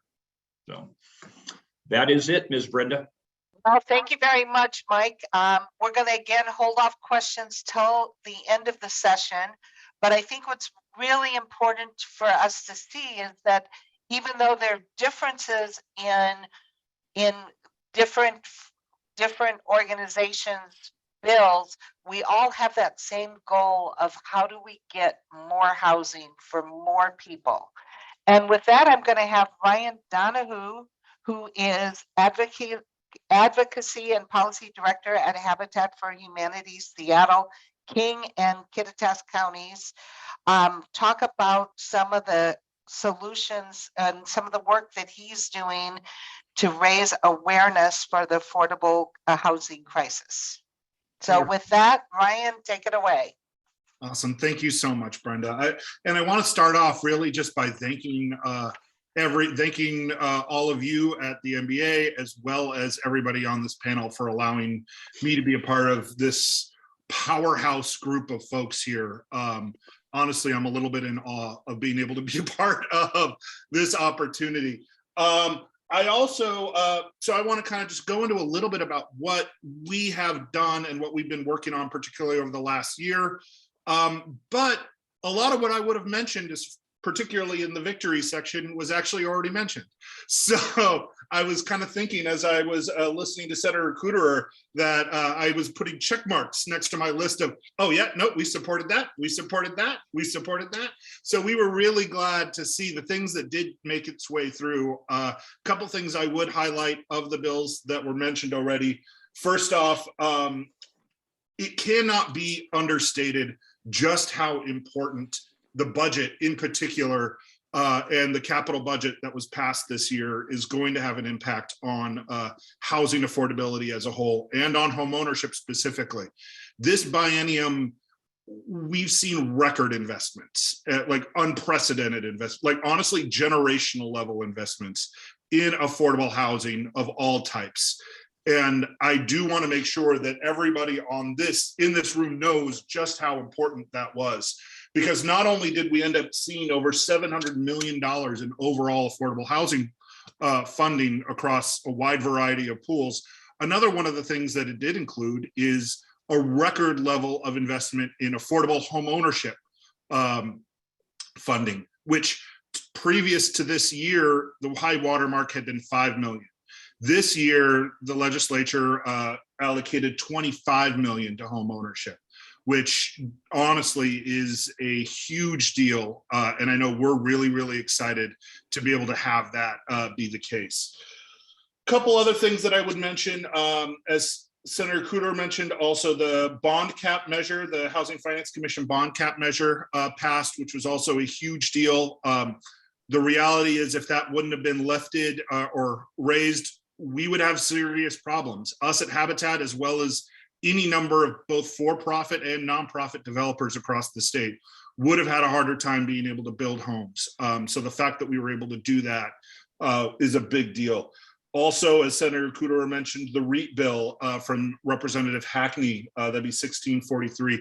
That's going to be able to allow groups like Habitat, groups like other nonprofit housing developers, governmental entities, housing authorities, that kind of entity, be able to actually compete for land with for-profit developers in a way that makes it so we may be able to take some of that available land and actually put affordable housing there. whether it's affordable home ownership or other types of affordable housing. That's crucial. We need to be able to do that, because if we continue to simply be, as a nonprofit, if we continue to be dependent on getting land essentially donated to us, the realistic thing is we're not going to be able to build enough. So what we need to be able to do is compete in that marketplace. And this is one of those things that's going to be able to help let us and actually equip us to do that at a appropriate level. But as I believe a lot of other folks also mentioned, on the policy front, it was less successful of a year than we would have liked. A couple things that I would highlight. Obviously, I think the zoning effort is a big thing. I want to take a quick moment to shout out the wide range of folks that were there with us trying to promote and really pushing for, in particular, Representative Bateman, your bill, as well as the Senator Doss bill that Senator Cooterer, you were a co-sponsor on. That bill would have been a game changer and would have made a huge difference. And, whether, between groups like AARP, us at Habitat, Sightline, Sierra Club, HDC, MBACs, Realtors, Department of Commerce, so many other folks that were there. I just probably listed a 20th of the amount of groups that were there in strong support of that piece of legislation. And unfortunately that we weren't able to cross the finish line there. I can tell you that us at Habitat, we're not going to take that sitting down. We're coming back, and we're coming back strong. And I think the important thing that I would note, especially as it relates to zoning and also the ADU bill that was mentioned from Representative Shoemake, these are things that are desperately needed. There are two things, as I've told many people, and probably a number of folks on this call have heard me say at one point in time or another, that we can make all the changes we want on the edges when it comes to building more housing. But if we don't address two things when it comes to affordable housing, we're never going to solve the crisis. One is more subsidy for affordable housing. We did a great job on that this year, and we're incredibly proud and incredibly thankful to the legislature for doing that. That's one piece of the puzzle, though. That alone won't get the job done. We also need to be able to relax our zoning codes and really tear down the exclusionary zoning policies that we have in place. Because we need to make it so we can build more homes in more places of more types for more people. And if we can't do that, all of the money in the world isn't going to solve this problem. So we want to make sure, I know that we're going to be strongly involved in this effort and really pushing on that, as well as we can go into next year. And if we have to, the year after that, and if we have to, the year after that, we're not going away. And I want to make sure that everybody here in this call knows it. One other bill that we did unfortunately not get through the finish line, and this admittedly was a little bit frustrating on our end, was actually a fairly small and little noticed bill that would have allowed for more affordable or would have actually allowed for home repair programs to move forward, particularly in rural communities. That was HB 2098, also actually by Representative Shoemake. And the problem there is in rural communities, we serve Kittitas County as one of those areas. And what we found out there is oftentimes there are a lot of people who are having to decide between staying in their home and finding a way to pay for the leaky roof that they have, or being forced to leave their home because it's not inhabitable anymore. What we need to be doing is being able to help allow, and there is a program that exists that helps keep people in their homes.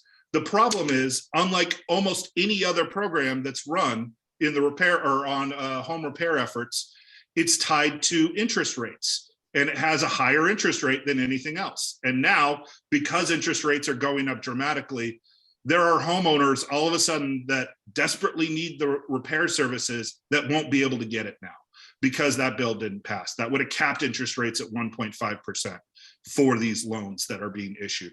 We're hoping that that can be addressed as we move into next year, and that's something we're going to be working on. But a lot of us, I know I kind of put in a lot of downer, and I believe a lot of us also talked a bit about some of the down things, but I do want to emphasize just how successful and how there's really reasons for optimism. You know, we talked about the zoning bill, and yeah, we didn't get it over the finish line, but we got farther than I think we've ever gotten before on this issue. And that's important to point out, and that's important to celebrate, because we need to keep going, and we're going to keep going, but this is a step in the right direction. So we just need to keep up the pressure and keep moving forward.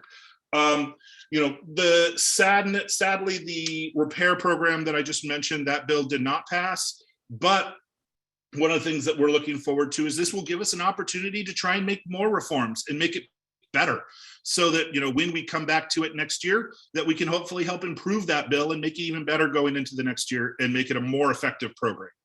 There are some other things that I want to note. One is that housing trust fund reforms, I know is likely on the table for next year. As an affordable housing developer ourselves, the Housing Trust Fund and the Department of Commerce in particular has a huge role to play when it comes to funding affordable housing options and helping to develop those. And the work that is done there, and the Housing Trust Fund in particular, is an incredibly important tool. And we want to try and see what tweaks we can do to make it better and make it more equitable to be able to serve everybody. The last thing I do want to mention as far as reasons for optimism goes, though, is we as a affordable housing community, and really as a housing development community, I believe have been focusing more and more on trying to address this in an equitable way. And I think that's incredibly important to point out. You know, I can't even name the number. I'm not sure I can even list all of the different groups that either Habitat is a part of, or Master Builders is a part of, or both of us are a part of in a number of these groups that are focused explicitly on trying to address the racial homeownership gap and the racial housing gap as a whole, and trying to address that affordable housing effort, whether it's at the local level, county level, state level. I know we're all a part of those things. I mean, us at Habitat, we've been very heavily involved in a lot of those efforts, obviously. You know, I'm sure most of you all know who Habitat is and what we do. I realize I didn't mention any of that. I sure hope everybody knows. But one of the things that we are, that we're proud of is that the communities we serve are primarily people of color. Roughly 66% of all of our homeowners are people of color. In fact, 33% of them are actually Black, less than, it's, I believe, 31% white. So we understand the importance of working with BIPOC communities, and we're continuing to do that. And we love the fact that there's so much attention and effort being paid to trying to really address that issue, because that's another one of those crucial issues that we need to be doing as we're moving forward on this work. So that's really all I kind of wanted to mention.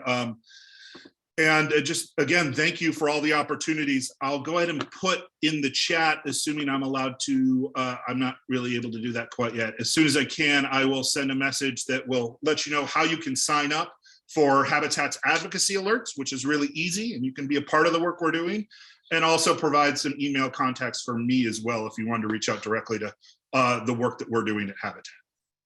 Ryan, thank you very much. This is the first day I've met you, but I absolutely can tell you I love your knowledge and passion. A great presentation. We've got time for just a few questions, and I'm going to start it off. When it comes to housing policy and the issue of local control, we've heard a lot of times, let's just let the cities take care of it. What do you think is the right balance between state versus local in setting policy direction, and how do we achieve that? And I think we'll ask our legislators to address that first, and then if any of the rest of our panel want to weigh in.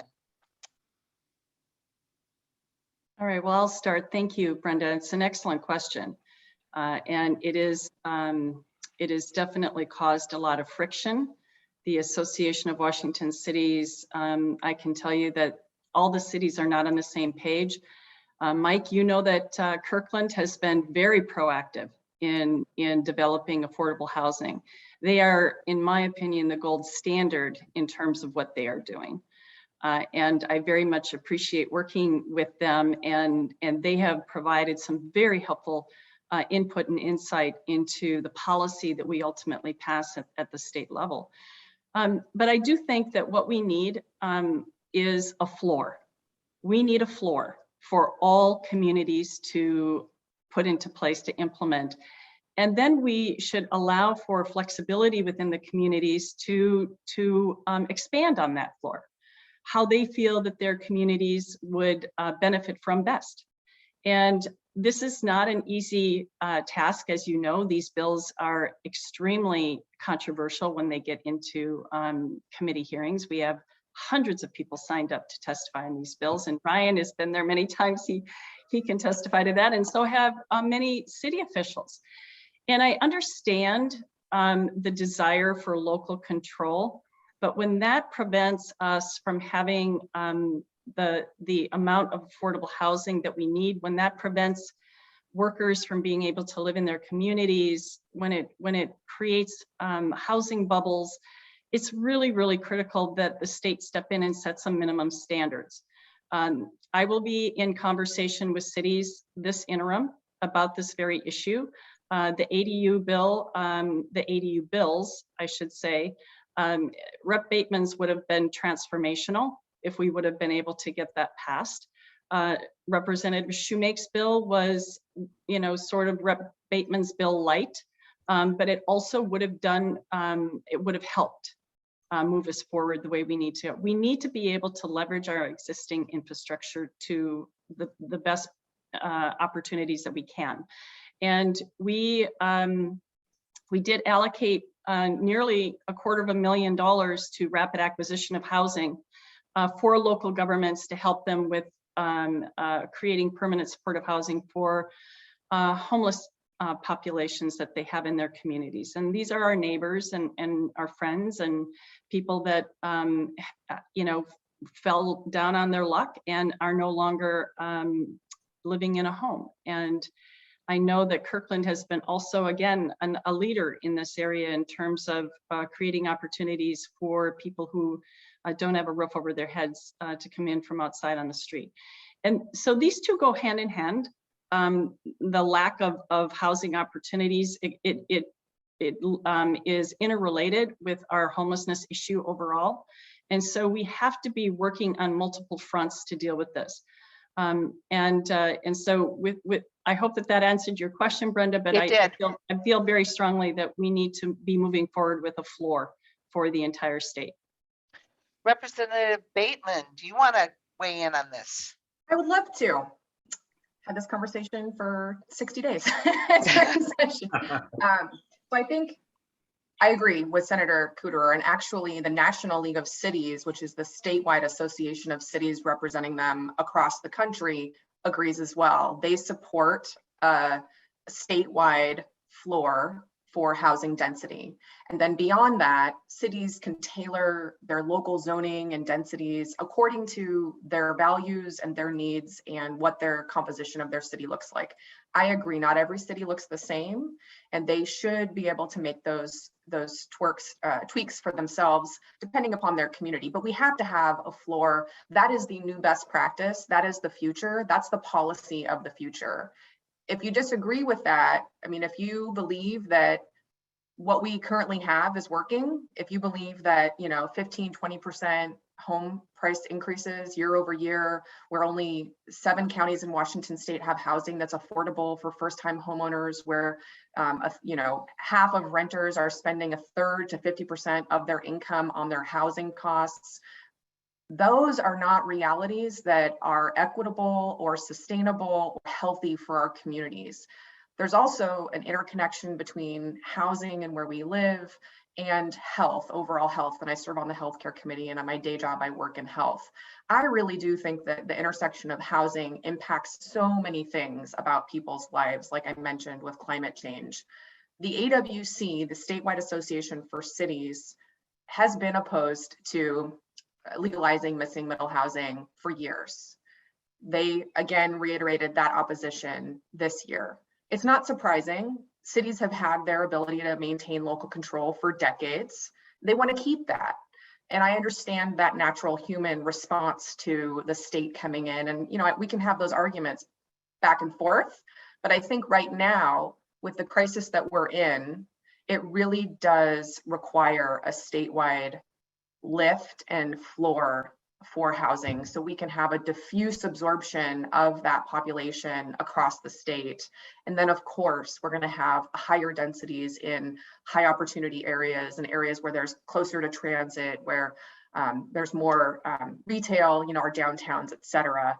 And I think I appreciate what Ryan mentioned earlier. We did have the strongest coalition we have ever had, and Senator Doss in the Senate was the champion over there. And she's in fact sponsored this bill a number of times. And I know this is at the core of her values.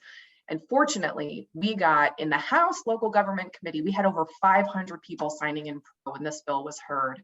The coalition that we brought forward included organizations like the AARP, Habitat, Sightline, Climate Solutions, Master Builders, Builders Association. I mean, you name it, we had everyone at the table. But then on the other side, it was just really one organization that was opposed, talking about local control. I think the one size fits all approach that we've been deploying for decades isn't working, and our constituents demand a solution. And we're going to have to keep working at it. I'll bring this bill back next year, and I'm going to come back with a stronger coalition. I'll work with Senator Cooterer to talk with our local governments. Kirkland was supportive of that bill in its original form. I think it changed and they had some different feelings about it after it got amended. But we had a lot of cities that actually were supportive, and I think we'll see even more. So we're going to work on that. We'll keep at it. And we'll keep asking constituents to ask their legislators what their position is on this issue. Thank you so much for your passion. I want to thank all of this panel. You all are so knowledgeable and passionate about what you do. I wish we had time for more questions, but Allison is dinging me saying we got to take a break. And so we'll be back right at 11 and go from there. And I promise the next panel will be equally interesting. So please take a 5-minute, 4-minute break, and we'll see you back at 11.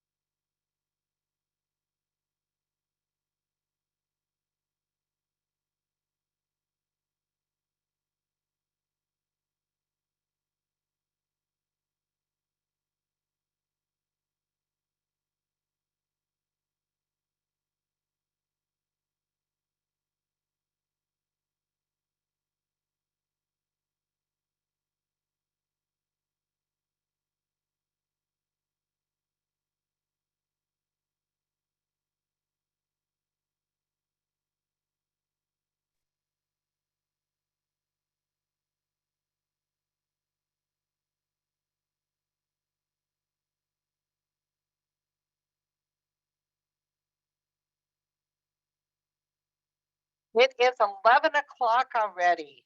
I don't know about the rest of you, but my head is absolutely spinning with all of the information we've had. This panel 3 is going to be a little bit different. We've talked about issues, what's been accomplished, what hasn't been accomplished, what's passed, what didn't pass. And now this session is going to be much more of a question and answer. We've got 3 different people who are involved in very innovative solutions to pieces of the housing problem. And so what I've asked is Doug Davis from Hallmark Realty to actually step in and moderate this. And while he's doing that, I'm going to try to get together more questions from all of you. So to start with, I just want to introduce our panel. Aaron Fairchild, many of you may recognize him. He has been on the board of Master Builders before. He is a co-founder, co-CEO of Green Canopy Node, and he has been passionate about building homes, relationships, and businesses that regenerate communities and environments. He's got about 30 years plus experience, and he's just going to be so interesting to hear from. Matt Hutchins, AIA, is co-founder of Cast Architecture, where he works to increase the vitality in the city of Kirkland and the environment. He's got a background with Seattle planning. And finally, I want to introduce Adam Weinstein from the city of Kirkland. He is the director of planning, and somehow I have never seen Adam without a smile on his face. He's very optimistic, and he's always trying to get to solutions. He's been active with the missing middle housing and ADU legislation within the city of Kirkland. And with that, I'm going to turn it over to Doug.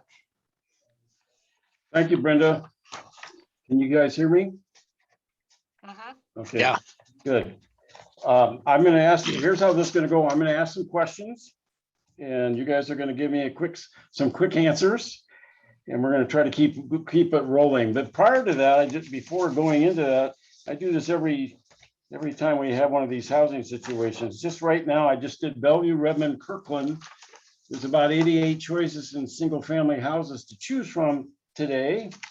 And the median price is $2,219,950. We had 1,100 and some odd sales over the last 6 months, and that median price is $1,650,000. So interesting time for trying to buy a house.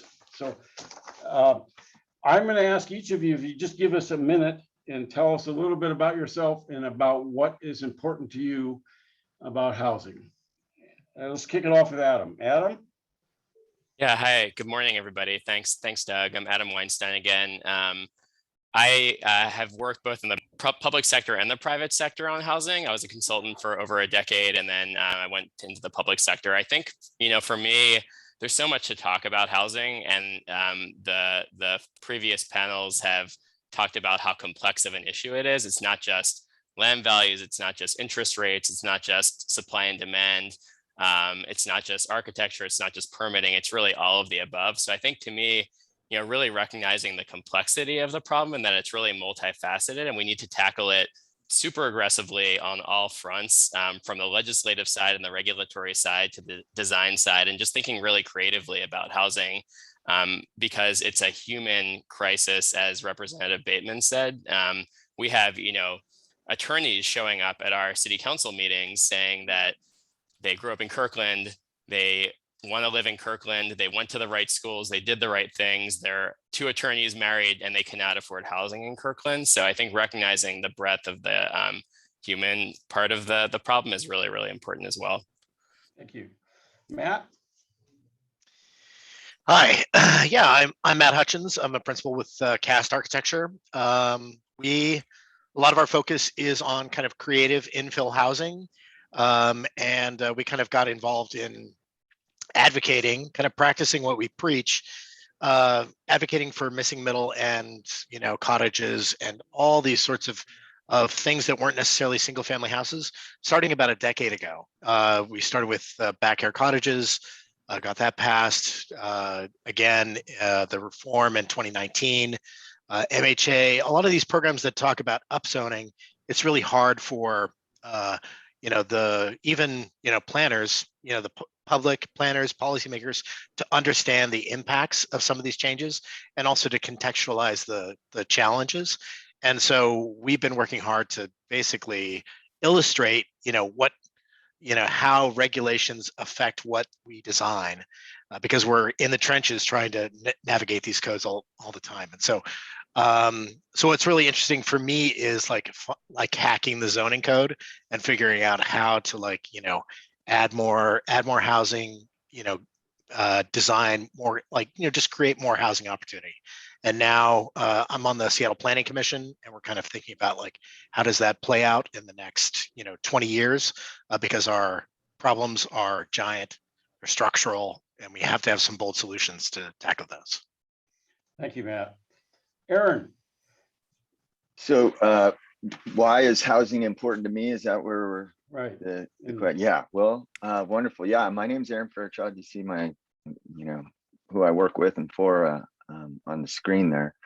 It's important to me. I started swinging hammers in 1988 and have been building in various forms since then. I had the amazing opportunity to work with my father for 10 years in a bank mortgage lending company that he started. And I think it just draws us right back to why I get excited. Homes are where the heart is. It's where my family has been, and we've grown up. I'm a Pacific Northwest boy, so I've been able to see this whole region change over the last 50 years. And it's something that I've been part of my entire career in a multi-generational capacity.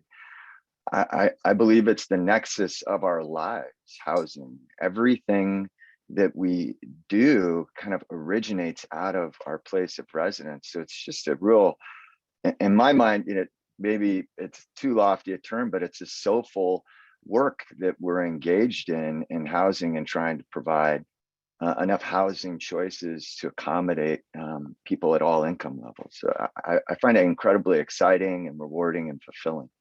Thank you, Aaron.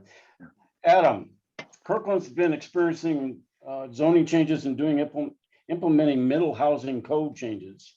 How is this going, and how do you think what's happening, and what do you suggest for everybody?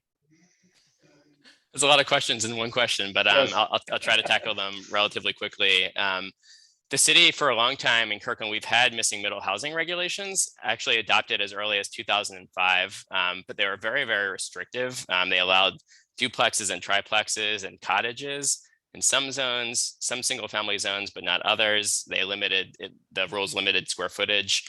A lot of parking requirements were added to your permit approval process. And so what we did starting in 2018, 2019 is we really tried to peel off all of the barriers that were preventing the construction of duplexes and triplexes and cottages in Kirkland.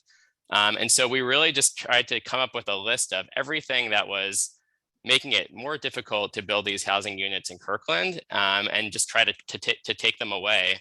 And so in March of 2020, City Council adopted a very comprehensive set of amendments to our existing missing middle housing rules that very much align actually with 1782 that Representative Bateman was talking about. So we allowed missing middle housing types in all single family zones across the city. We did away with minimum lot size or minimum unit sizes or maximum unit sizes. So you could build them as big as you wanted to, as long as they didn't exceed the footprint of a regular single family house. We allowed them to be built at twice the density for a single family house. We really streamlined the permitting process so that you only need to come in for a building permit to build duplexes and triplexes and cottages. We really did away with parking requirements. You have to build one parking space per unit, generally speaking. We also, the other thing that we did is that we allowed accessory dwelling units to be built as part of missing middle housing types. And then we also established density minimums in our medium and high density residential districts. What we found was that people were building single family housing in our zoning districts that were designated for multifamily development. And so now if you're building in those zoning districts, you have to build at 80% of the minimum. So I think that's what we did. That's what City Council did in 2020. In terms of how it's working, that's a really interesting question because the amendments were adopted in March of 2020, and we all know what happened in February of 2020, right? There was COVID and supply chain issues and worker shortages and so forth. But just as a sort of a snapshot of what's happened in between March of 2018 and February of 2019, we received permits totaling 6 units for cottages in Kirkland. So six cottage units in 1 year. In just the first 6 months of this year, the first 6 months of 2021, we received permits totaling 71 units for cottages. So I think there's the potential there to get some interest in missing middle housing. Not as many duplexes and triplexes, but we're seeing some promising numbers for cottages and then also ADUs. Great. Thank you, Adam. Matt, you're on the Seattle's ADU code, and you did some major changes there. Can you tell us a little bit about that? Yeah, let's see. So I guess probably starting, it took about 3 years. It takes about that long to do anything with zoning and in Seattle. So we basically did something similar, looking at what the barriers were, and just tried to break some of those down. So, ultimately the legislation that passed enlarged the unit size, eliminated parking. It added a few feet to height, changed some of the setbacks, allowed for some exterior storage to be included. Therefore, kind of like making carriage houses much more viable. And then one of the big things, probably the largest change, was allowing 2 accessory dwelling units per lot, and eliminating the owner occupancy requirement. So it really has, it's really unlocked kind of a new pattern for land use development. You've got what were just single family lots that maybe they pull off a backyard cottage. Now it is, there are certainly developers whose kind of like primary project is, maybe renovating a house, building an ADU, attaching it to the original house, and then building a backyard cottage, creating a condominium agreement between those 3, and then selling those independently. So I'm seeing those as I'm driving around neighborhoods. There's one in my, about 2 blocks from me that's going up. And we just finished a project a cottage that sold as a condominium to a buyer. And this is basically because of this reform that we did in 2019. Just sold for a little over 1.2. So it is. It's not a solution for affordable housing, but it is certainly less expensive housing. And so I'd say, and then all things being equal, I'd say the reform has been relatively successful. It's since 2019 when it passed, we were producing about 300 a year, and now it's about 800. So it's almost tripled the number of ADUs and DADUs that we're producing in Seattle. And I think that that's going to jump up, considerably over the next couple of years as more and more people realize what the sort of potential is. And because of limitations in low rise, single family doesn't have any of these development, a lot of the development barriers. So I think that we're going to see a lot more ADUs and DADUs in what were single family now called neighborhood residential zones than we ever did before. It's kind of like, we're not seeing as many townhomes. We're seeing a lot more ADUs and DADUs. Matt, my understanding is you can go into Seattle and there's actually approved plans. You can get to build you an ADU that's already approved? Yes, yes. So Seattle does have a program where you have, there are 10 pre-approved cottages. My firm has one of those 10. My personal experience with that is that it sounds like a great idea, but it hasn't, the sites, like, what's required for individual sites still is this layer of work. The stormwater considerations are still drive the schedule. And so even though the building is pre-approved, we end up maybe saving, I don't know, maybe 20%, 25% over the time to permit because of some of the other sort of, legitimate permit issues. So it hasn't been, I'd say, like individual owners, probably save, it's probably save, 50% on the on the design of a custom cottage, using one of these pre-approved plans. And it doesn't save quite as much, I would think, as we were hoping in terms of the permitting. I have 3 of those cottages right now that are pre-approved that I am fighting to get all the corrections banged out. And I wish it could go faster. I think Aaron probably has a similar experience. Good to know. Aaron, you are doing some technology things that are kind of fun and things. Can you tell us how that affects price, home buyers, and that type of stuff?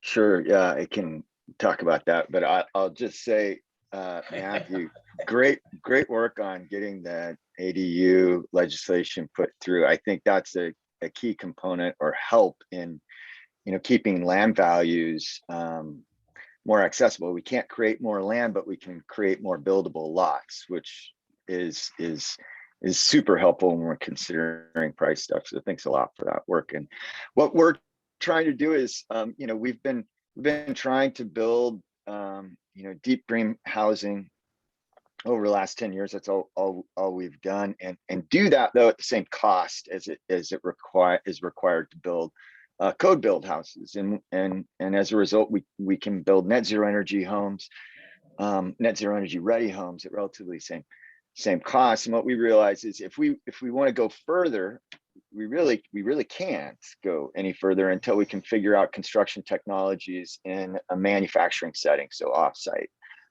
construction technologies. So that's where we're at today, and really excited about focusing on elements of the build that we can do offsite in a manufacturing setting, and then deliver to site and quickly assemble on site.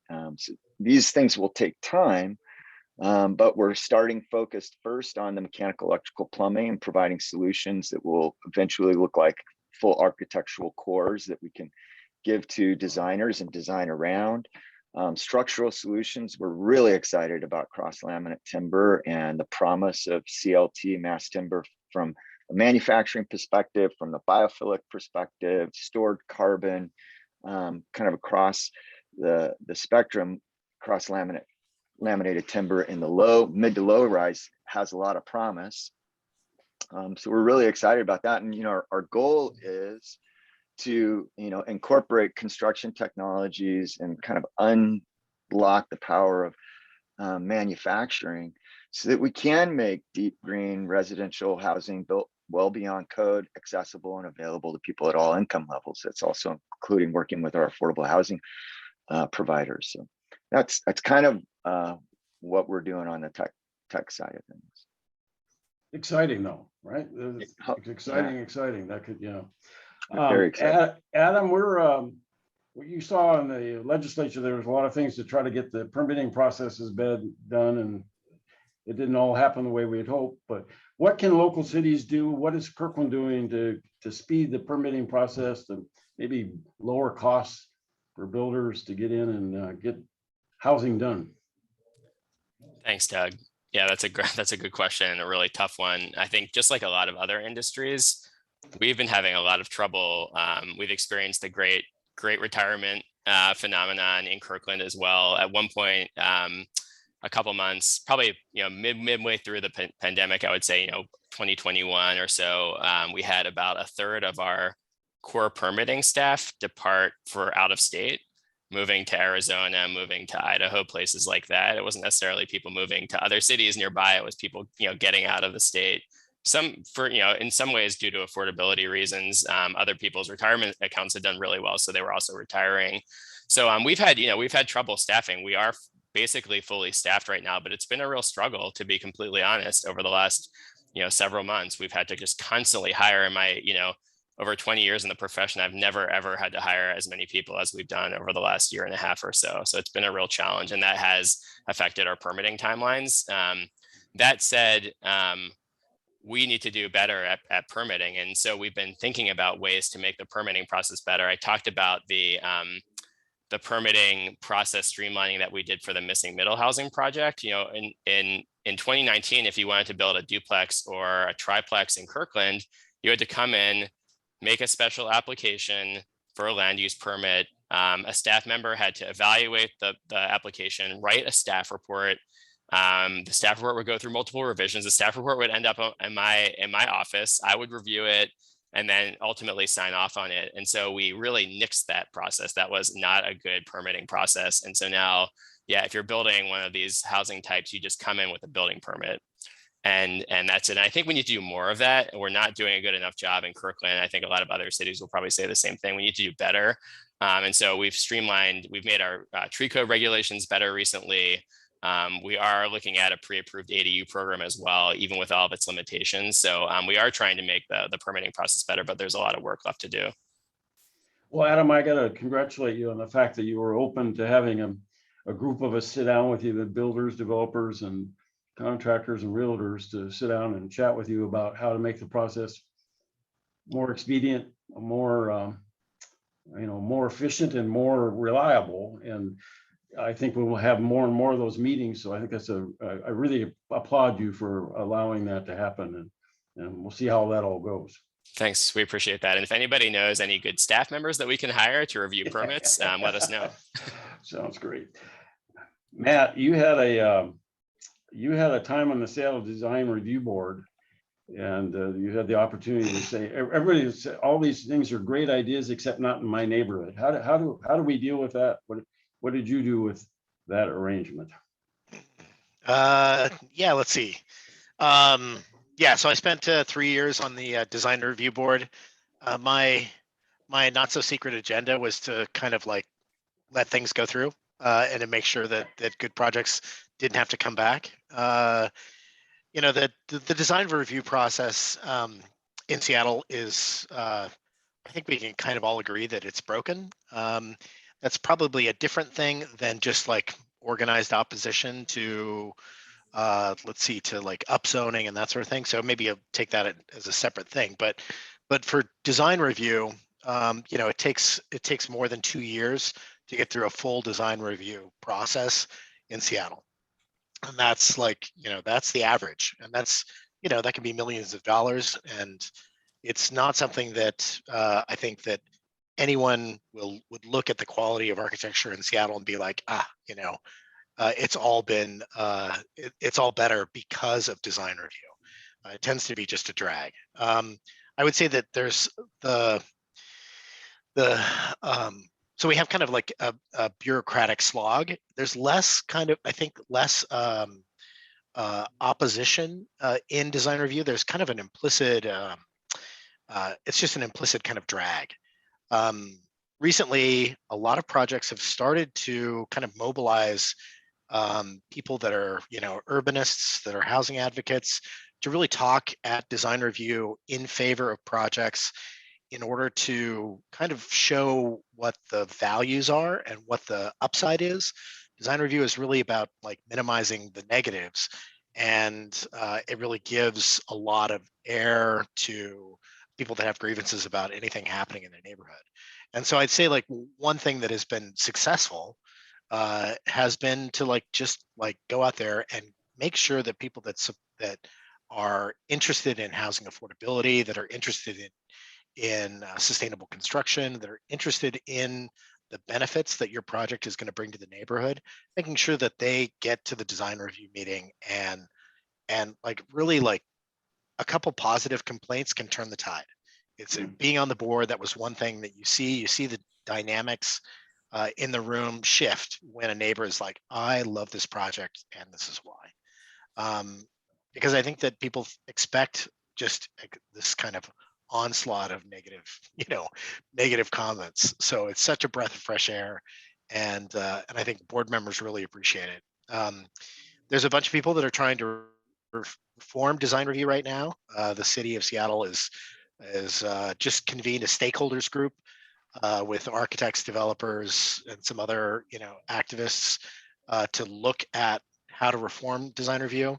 I am maybe not as optimistic now that I've seen who's on the stakeholders group as to the quality of these recommendations, but hopefully that will hopefully that'll bear some fruit, and we'll be able to I think our goal is to get it down to to like the amount of process that we had in like 2010, half as much time, half as much effort, and be able to move projects through faster. Good. Aaron, you've had some luck with Green Canopy on helping neighbors to be more proactive on some of the projects that you've doing. Can you talk about that a little bit?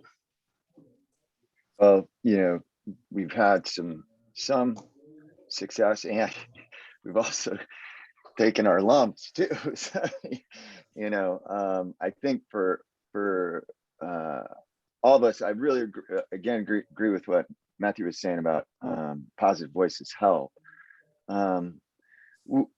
With our first project that we did back in 2010, we had the neighbors outside of the design review process just light us up on Facebook and say, horrible developers, and we had all this negative, the classic quote unquote, and I do not like the term NIMBY, vitriol kind of coming at us. And it really caused us to pause and listen, like get in and hear what the community, and the observation was kind of what we all, the loud people kind of tend to suck all the oxygen out of the conversation, and the loud people are typically the ones that are vocally opposed. But it is important to remain open and inquisitive and curious. And what that led us to was developing a survey online. You go online here, so we do our community meeting. We meet with the people on the street and on the site, off the side, put up a tent, talk to somebody, meet at community libraries, whatever, have a community meeting. And then we have them go online, fill out a survey. And on that survey, it's anonymous. We ask them all sorts of questions. We control the questions. And what we learned was, we got some people that really like what we're doing, like Matthew was talking about. And so we take the results, and again, it's anonymous, but we send the results back to all the email people that filled out the form. And now the neighbors see that, we're not all speaking with the same voice. Who said they liked this? Somebody in our midst, and I don't know who it is, but somebody said they like this. And what that tended to do is it turned us, it turned where we once felt like, or the neighbors or some of them felt like, we have a common enemy. It's no longer the case. There's not this common enemy in the there's different opinions, different voices, and beauty, after all, is in the eye of the beholder. That's interesting to think about. I mean, there's some standards, but anyway, so that has led us into just continuing to engage with community and community, whether we're working with our affordable housing developers, Habitat, Homestead, Africatown, or in the communities of Black Church, through Nehemiah Initiative, et cetera. We just go and listen as much as we can, ask questions, and be part of the conversation from the very beginning, so that when you get into design review, you've got a lot of positive momentum going. So that's that. Sounds good. Sounds good. So these are kind of questions for all of you. What are some innovative partnerships that we should be aware of? What are they doing to facilitate more housing? And are some success stories or takeaways that you can share? So I will open it up to anybody that wants to share that. Anybody got something they'd like to say? That's good. So we have no innovative partnerships out there. I can I can chime in, Doug. All right, Aaron, do you want to go first? Yeah. Go ahead. I defer to my esteemed colleagues.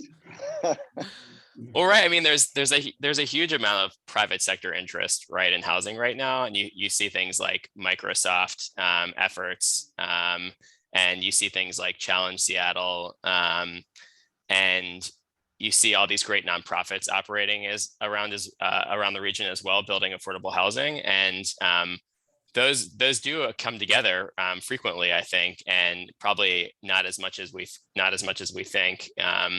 Or more than we see in the world. In Kirkland, recently, we adopted an ordinance to allow the Community Roots PDA, Public Development Authority, to operate. They built the Africa Town project that Aaron, I think, was talking about. We adopted an ordinance to allow them to operate in Kirkland, build affordable housing units in Kirkland, or acquire existing projects and convert them into affordable housing. Those projects would be funded by Microsoft, in part at least. So I think there's room out there for partnerships like that, where you need a little bit of a regulatory change, you need a little bit of a private funding, and you need a nonprofit that can actually work on the projects and do a good job on that. So I think there are some templates out there in the region. Anybody else? Yeah, I wanted to give a shout out to Seattle's Equitable Development Initiative. So this is, city funded projects that are, basically community groups that, are not traditional developers, but are anchors in particular communities that are, have needs, may have facilities, may need help developing those or building their capacity. And so the Equitable Development Initiative, is kind of like a grant-based deal where they're supporting if you go to the city's website, they're supporting a ton of really, really good, great community projects. And those, so that's kind of like a public-private partnership. And I think it's pretty unique that that the city is investing so much in this. And I hope that they're going to be doing a lot more. We just have, we have such pressure on a lot of vulnerable neighborhoods for development, and this is a great way to really anchor the institutions that have brought people together and keep that intact. And so I wanted to highlight that. Aaron, aren't you involved in a partnership that you might want to talk about? Yeah. Sure. And I just, to make an observation that's rather obvious, I think all the home builders and architects and folks that are working in housing are engaged in partnerships at every project, because you can't do any of this stuff by yourself. It is a complex world that we exist in. So partnerships abound, and to the benefit of bringing affordable home ownership or affordable housing on the landscape, I am really excited about the work. Civic Commons is doing great work on the Black affordable home ownership. Seattle Foundation as well, trying to bring funding to the pre-development and A&E architectural entitlement phases of projects that's at risk pre-development capital. I think it's fantastic work. You got to really highlight that effort and the folks that are engaged in that. And then the University of Washington, in collaboration with the Nehemiah Initiative, which is a community organization that's working with the Black church. Just real quick, the Black church churches in Seattle own a ton, acres and acres of real estate, largely without debt. Land rich, cash not so much. So the land can handle thousands of units of affordable housing, affordable home ownership. We don't need to buy the land. The Black church owns the land, and they are being empowered through their community, the Nehemiah Initiative, to help understand how they can unlock the development potential of the property that they currently own to the benefit of the community that they wish to serve. And then they've established a partnership with the University of Washington called now the Nehemiah Studio, and it's been running for 3 years. multidisciplinary through the College of Built Environments under the incredible leadership of Dean Renee Chang, where graduate level teams will come together and do feasibility with individual churches, usually 3 per semester. I'm getting a little feedback here. Somebody's on, somebody needs to mute off here. Sure. Yeah. Hey, thank you. Yeah, go ahead. Yeah. Anyway, so these multidisciplinary groups come together and do some high-level feasibility for the church communities, and these churches is incredible. It's incredible to observe and be part of that. Is it really is what it takes to build a beloved community where we have some real resilience and vibrancy and diversity and equity within our city. And the churches, the African American churches, they receive the benefit of a lot of information and understand knowledge around the process of development, what their land can hold, the potential of their development. And then they work with the Nehemiah Initiative post going through that studio process with the University of Washington, work with the Nehemiah Initiative to help find sources of funding with Enterprise, LISC, the Affordable Black Home Ownership Groups, DEI, et cetera. So there is a lot of work being done in private, public setting, nonprofit, philanthropic setting to help unlock development potential for the benefit of equity and equity first. I love what Chad was talking about at HDC from the early on, and I know it's been peppered throughout the whole conversation. It's really wonderful to see through the lens of equity and bringing the community together to develop and bring more affordable housing there. I think we're going to get there. I think we're going to do it. So we have school districts, we have colleges that have land. Do you think similar things could be done there? We have Lake Washington School District has difficulty in keeping teachers because they can't find housing. So do you think we could do something similar to that on school land? Yeah, I do. I think it was also mentioned we need capital. There needs to be capital that comes to these projects because we're talking about atypical developers, schools, churches, other nonprofits that don't have the balance sheet available to them to handle the pre-development phases before you can get into more customary financing. So we do need a lot of capital to come to these projects in these communities so that they can unlock housing. And that's where, we can't rely on the developers and the builders to do it on their own. Gotcha. We all have to work together and build capacity across sector so that we can, really lock arms and see some beautiful work happen. Adam, do you have anything you'd like to say on that? Yeah, no, I think that's a really great point. Yeah, similar to the church initiative that Aaron was talking about. We also here in Kirkland partnered with UW design students to look at a couple of existing school sites in Kirkland and what those might look like with a more urban format, right? Because districts are dealing with a lot of the same problems that we've been talking about, right? Lack of housing and difficulties hiring bus drivers and teachers because they can't afford to live in the community. So they have a housing problem themselves. And they also have a student enrollment capacity because we're this region that is growing extremely fast. And I know here in the Lake Washington School District, our classrooms are overcrowded in a lot of schools. And so how can you solve two of those things? Well, right, schools, at least in Kirkland and a lot of other East Side cities, 45% of their sites or 40% of their sites are surface parking lots, right? And it's pretty expensive to build structured parking, but that's also a lot of land that's just sitting empty in one of the highest priced real estate markets in the whole country, probably. So we have looked at school sites in Kirkland to see whether we can accommodate housing and new urban format school buildings, 4 or 5 story school buildings. And it's totally possible. And you can build big school sites, big school facilities on 3-acre sites or 2-acre sites. But it requires sort of a cultural change at the school district to embrace these new typologies for schools, which is difficult, and zoning regulation changes, which we're open to doing at the city, but that's still another process. So I think there are hurdles, but we need to do a better job building these new types of schools, because if you look at schools that were built 100 years ago, they're urban format schools, right? It's not like this is a new thing, so we should be able to do it.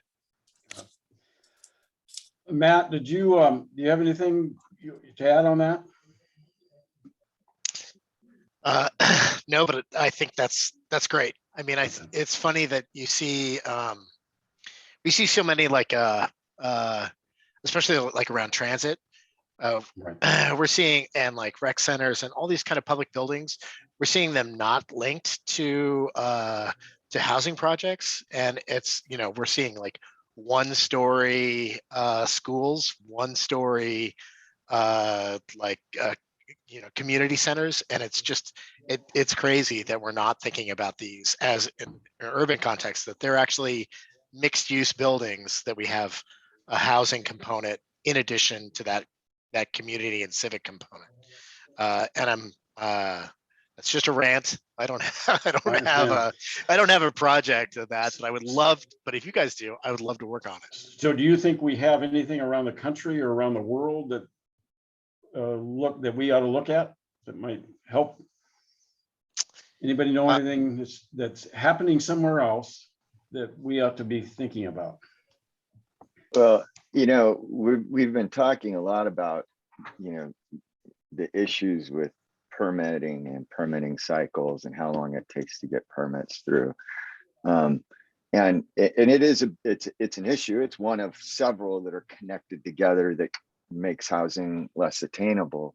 But I was telling you a story yesterday, Doug, about an opportunity I had to talk to the president of it's a family business in Switzerland, the president of a manufacturing company called SOG. They build offsite big community facilities with manufactured mass timber. So I was really interested in the conversation that I got to talk to this fellow about. And we were talking about how they have in-house engineers and architects that are working to design this stuff.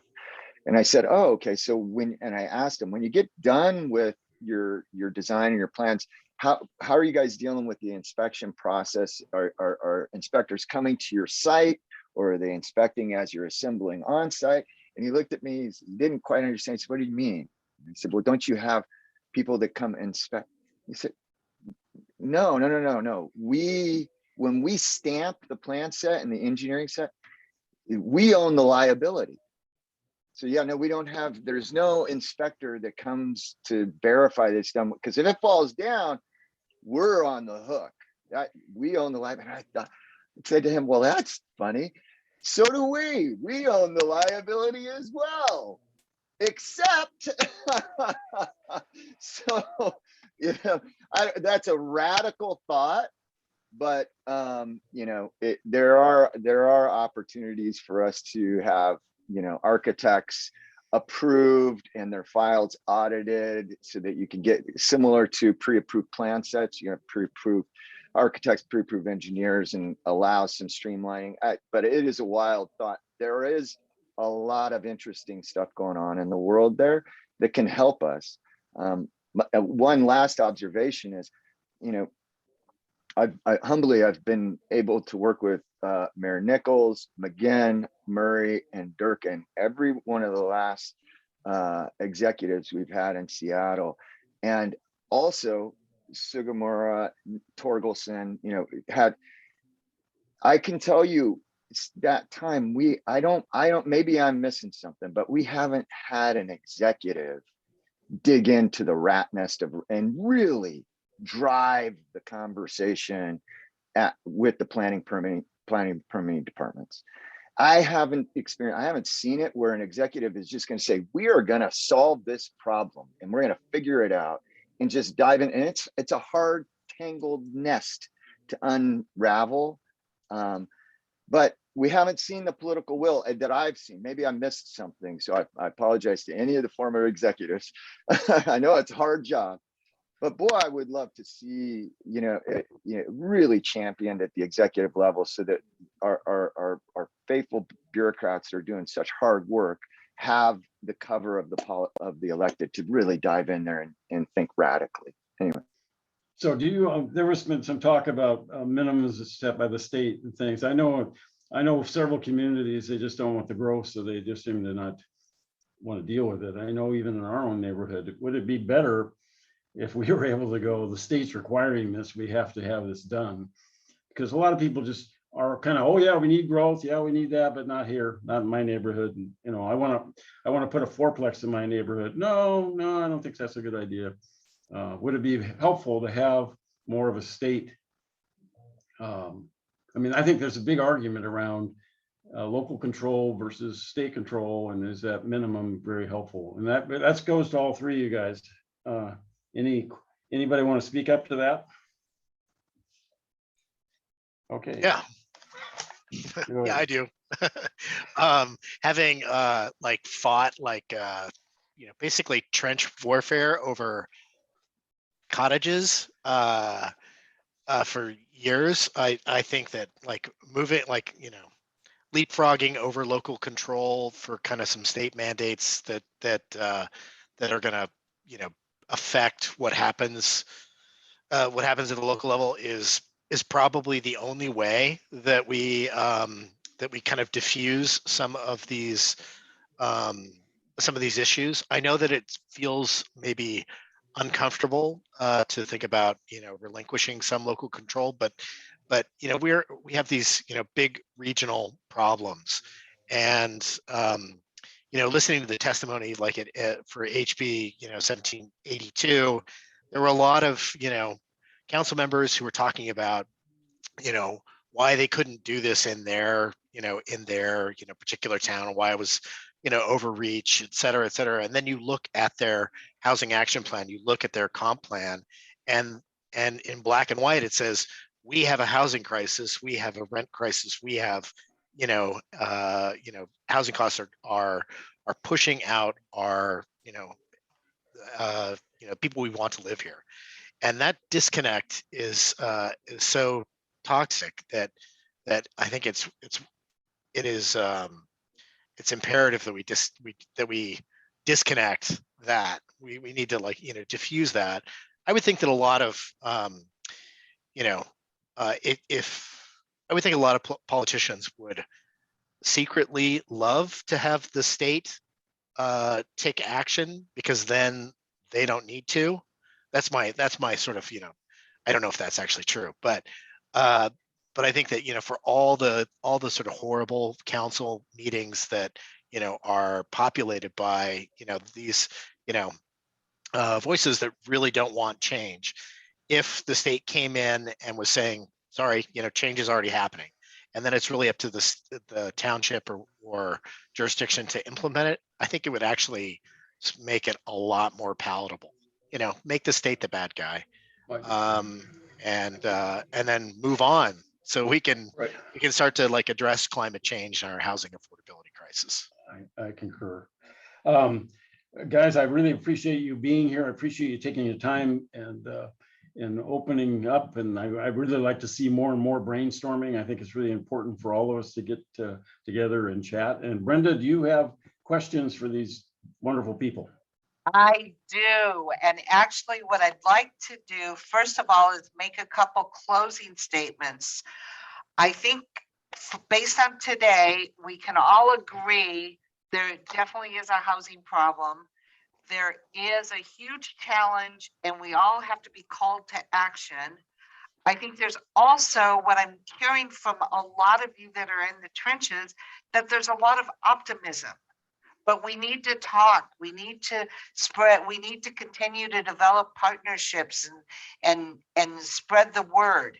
So I guess my closing question, and this goes for any panelists from any of the 3 sessions that's still on, if you want to give us just a one quick report on what is the one impact that we can do between now and the next legislative session to perhaps make a difference. How can we educate community members? How can we get people realizing that we do have a problem? What can we do? And I'd love to just have all of the panelists from the entire day, whoever's there, to weigh in. But maybe we'll start with a third panel because you guys are right in front of me. Well, one thing that there's a lot of work on right now, and I think there's positive momentum going, that I do see will be helpful, is putting together a large, as big as we can, it's already starting, a sizable pre-development funding vehicle for communities to access.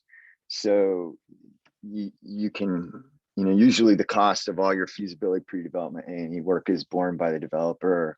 But to unlock affordable housing and homeownership opportunities with equity in the forefront of our thoughts, having a large, multi-million-dollar vehicle facility that can help stimulate development activity and understanding the pre-development process, and that's at risk capital, I think will be huge in unlocking development potential on pre-existing land that wants to be developed for affordable housing, affordable homeownership anyway.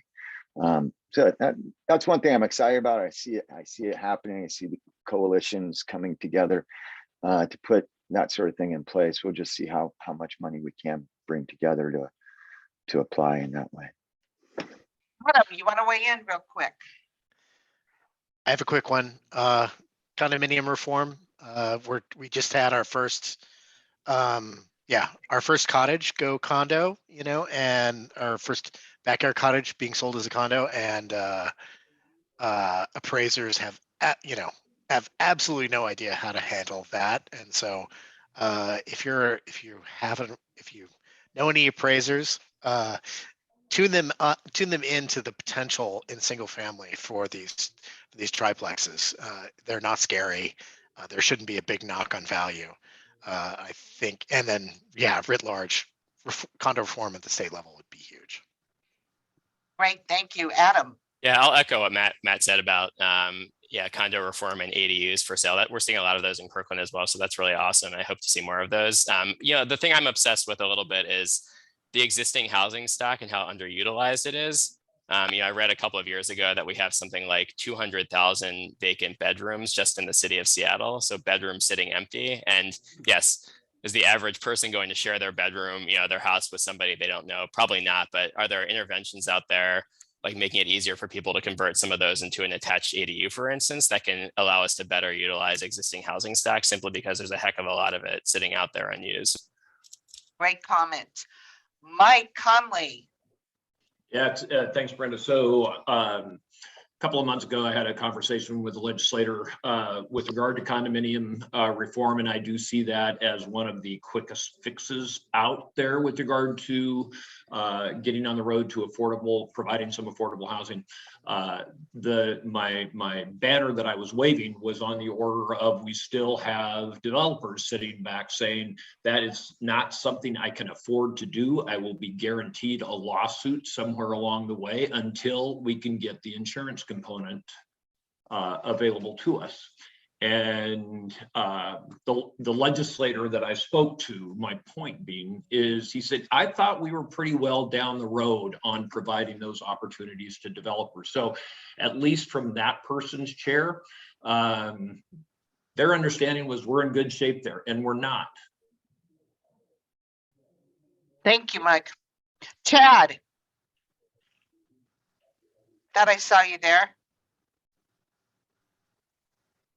How about Clay White?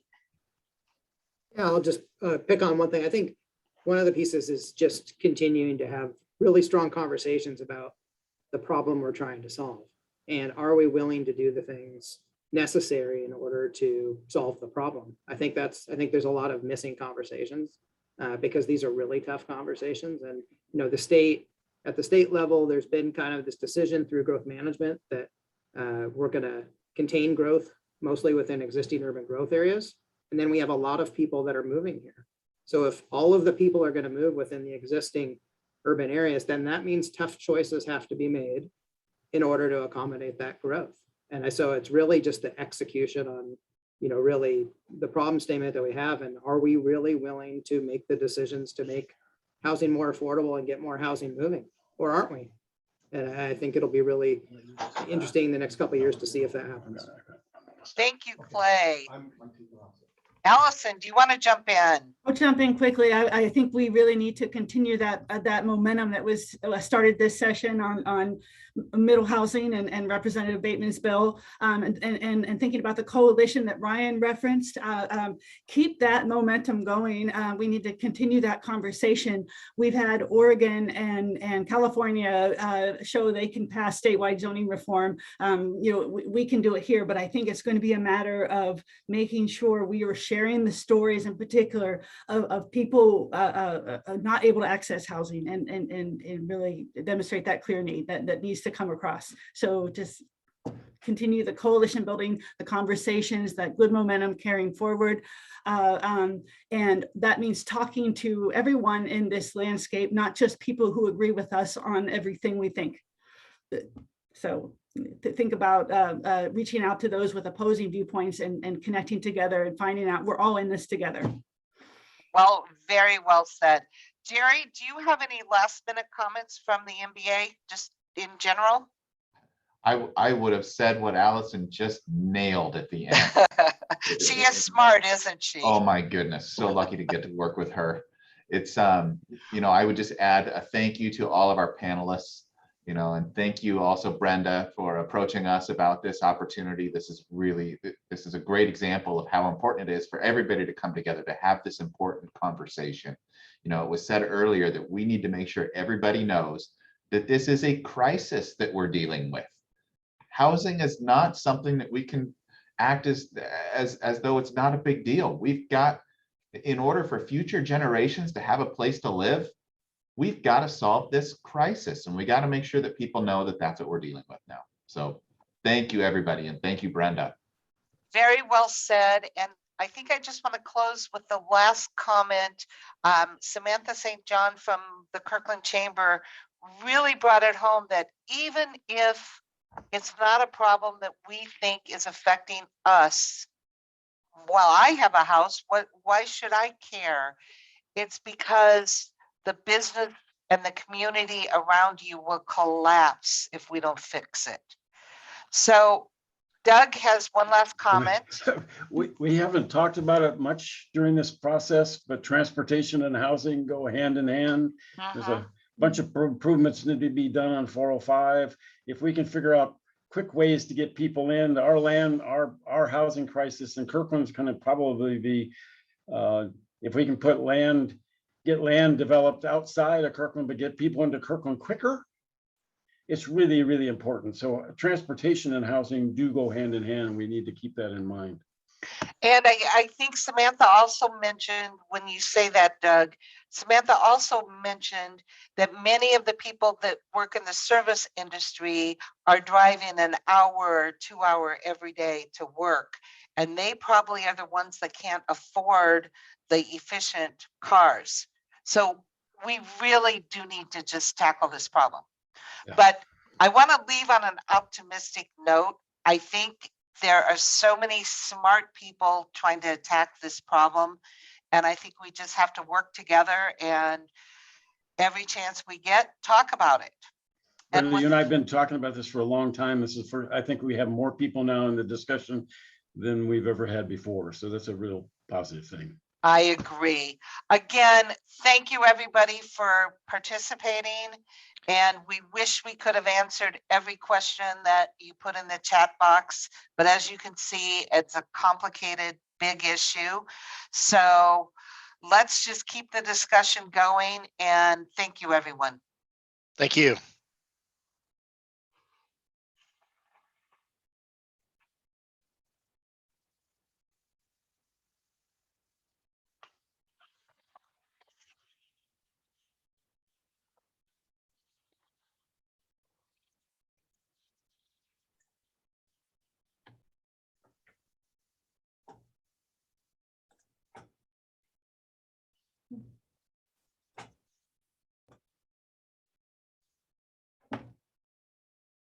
Thank you, Brenda. Thank you, everyone.